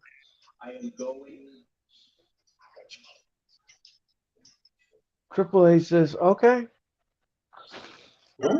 Yourself. all right, it's done. I All tried to right, help you out. But you don't want to. and like Triple H says, if the doctor comes in and gives you that X-ray, and they I show it to want to. Triple H, the match is off. Um, but according to Yeah. what Cody Rhodes said, he's coming there with one arm.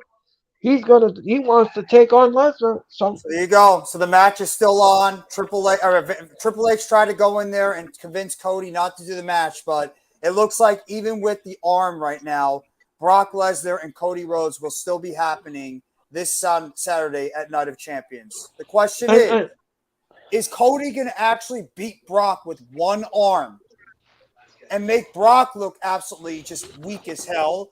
Or is Brock and Cody going to happen, but Brock is going to do such damage to Cody that's going to put him on the shelf, and then that's when they're going to get Cody out of here for a little bit, and then Cody is eventually going to come back later on, and that's when we'll get another match. So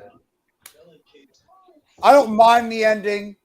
It's I like the little back and forth between Cody and Triple H, but it's just like, how are they going to execute this at Night of Champions? Is Cody going to actually go over Brock? And how is that going to make Brock look if he can't even beat Cody with one arm? okay, got it. So Again, like I said before, I'll say it again. I think I'm going to go with scenario number one here, and I think what, huh? what's that? He's going to go to the Night of Champ. Mm-hmm. The bell is going to ring. The match will not really get underway. Well, I'll say this. The match will not get underway. But this is what I'm thinking in my head. This is what I'm thinking. He comes down to the ring, and they introduce him. Okay, the match is not even started yet. Lesnar sprints down to the ramp, and he beats the snot out of Cody. And he goes after that arm. He destroys the arm. The doctors come out and says, that is it. We're pulling the plug on this. We have no match. There's nothing happening. Nothing goes on. And Cody gets taken to the back. And we find out later on Raw, he's severely injured and he's on the shelf.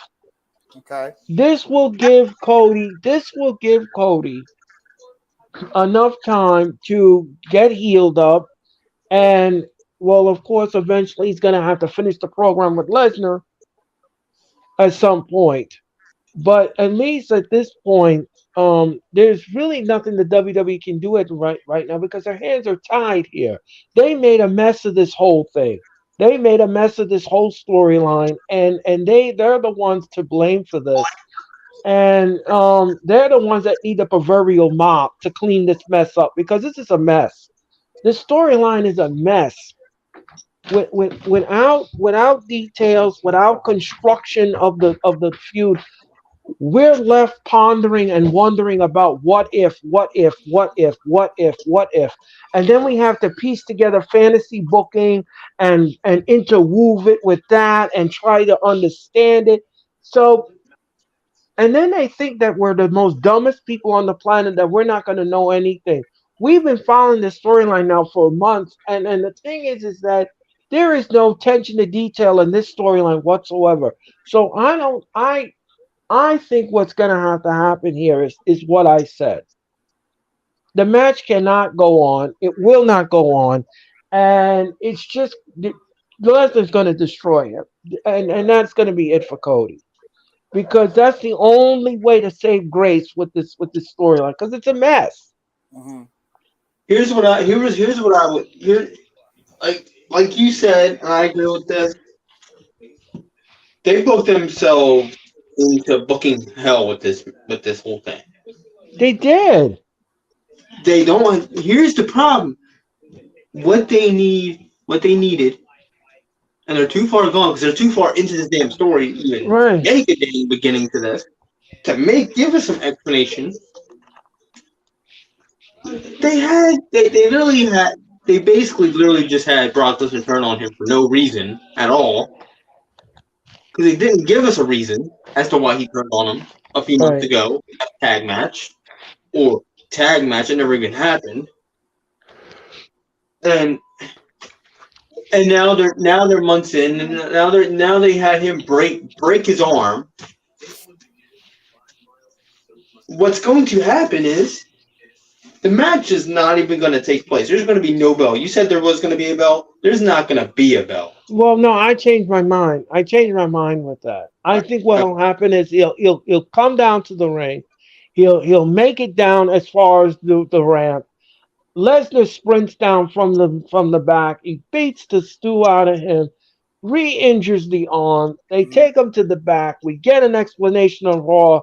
He's finished. He's on the shelf. He's quote unquote on the shelf for a while, and this is the only way you could save the grace of this feud because, like I said before, I'll say it again. I don't want to keep beating And a I dead just looked on horse. Twitter, and there's people actually praising this Brock and Cody storyline. Oh I mean, my we see God! there's people actually praising, saying this stuff is great. And these are people that have check marks on there. Are we kidding ourselves? Come on. You're shilling the WWE, man. Come I will on now. admit the ending was not bad. I enjoyed the No, little thing right. Cody. That was good. I enjoyed that. That was a solid way to end the show. But let's just be real. This Cody and the Cody and Brock thing has not been great. Come on, guys. Come on. Stop shilling. And here's the How thing. could you? I'm sorry, Tyler. Go ahead. I'm sorry. Here's the thing. It probably wouldn't have been bad because all they had to do early on in this damn storyline was give us an explanation as to why the beatdown happened in the first place when Brock beat down Cody and beat him onto the steps.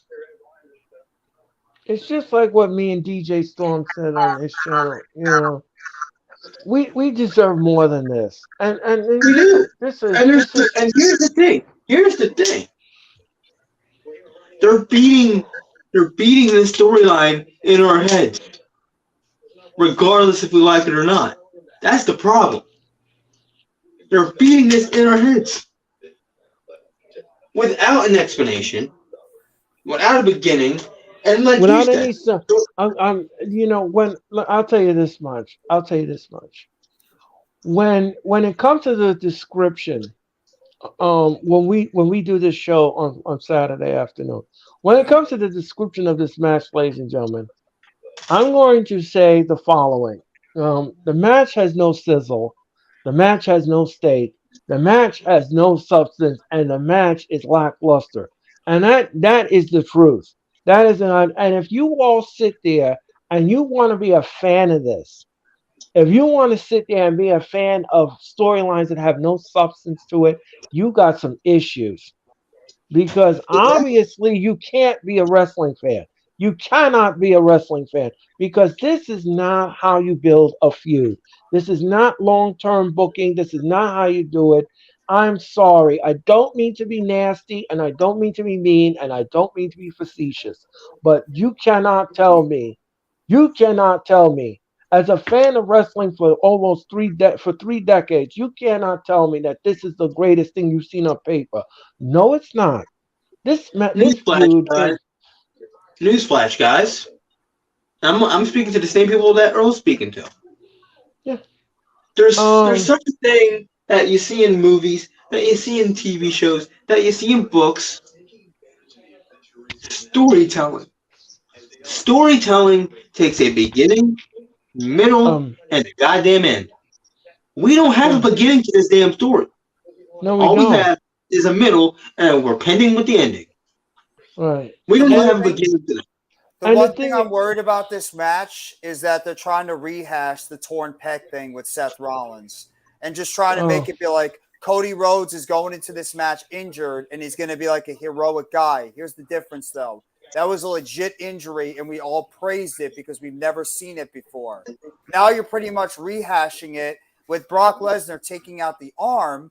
And I don't like the fact that they're trying to make Cody, even though I don't mind it, it still feels like it's just a rewind of what they did at Hell in the Cell last year when Cody was wrestling Right. with torn Well, pec. look what Just make look. him the hero with a broken arm.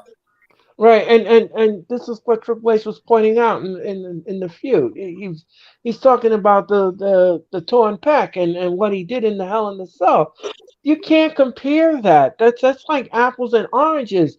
We Yeah. needed an explanation a long time ago before this even started, And that and was you a didn't give. legit injury. This is not a legit injury. Right, This is a right. This is fake injury. kayfabe. This is Yeah. kayfabe. Yeah, This is exactly. kayfabe. And like Dylan just said, it's a cheap little gimmick. Mhm. It's cheap. It's a cheap gimmick. It shouldn't have happened. This feud is whack. The feud is whack. Here's the thing. That adds to the issue. That adds to the issue. Is that now we don't have a beginning, but now you pull off some cheap BS tonight, and you're gonna probably also still pull off this cheap BS on Saturday. Well, all I can say is, ladies and gentlemen, all I can say is hold on to your hats. Let's see how it Because plays out.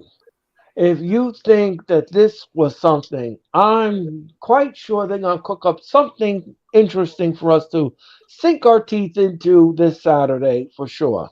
Mhm. I don't put it past anybody. Um, I will say, even though we might not like what they're doing right now, everybody is entitled to like what they want to like. Just because we're not no, fans of it doesn't mean that, like, even though we might not be fans of this whole storyline, if you like it, to each their own. yeah, to Listen, each his to each own. their own. To each his own. I'm not here to try to say my opinion is the way it's supposed to be and it's the highway. I'm not saying that at all. I'm not saying It's just that. your opinion. It's just your opinion. It's Mhm. your opinion. If you like the storyline, if you like, okay, fine, Yeah. fine, fine. We agree to disagree, Mm-hmm. and I'll leave it alone at that. We agree to disagree.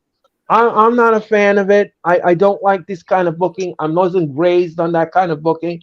But okay, all right. If you like it, if that's your cup of tea, Yeah. then go for it. Go for it. I'll get into it, Dylan. Who am I to tell anybody how to think? Who am I to tell anybody?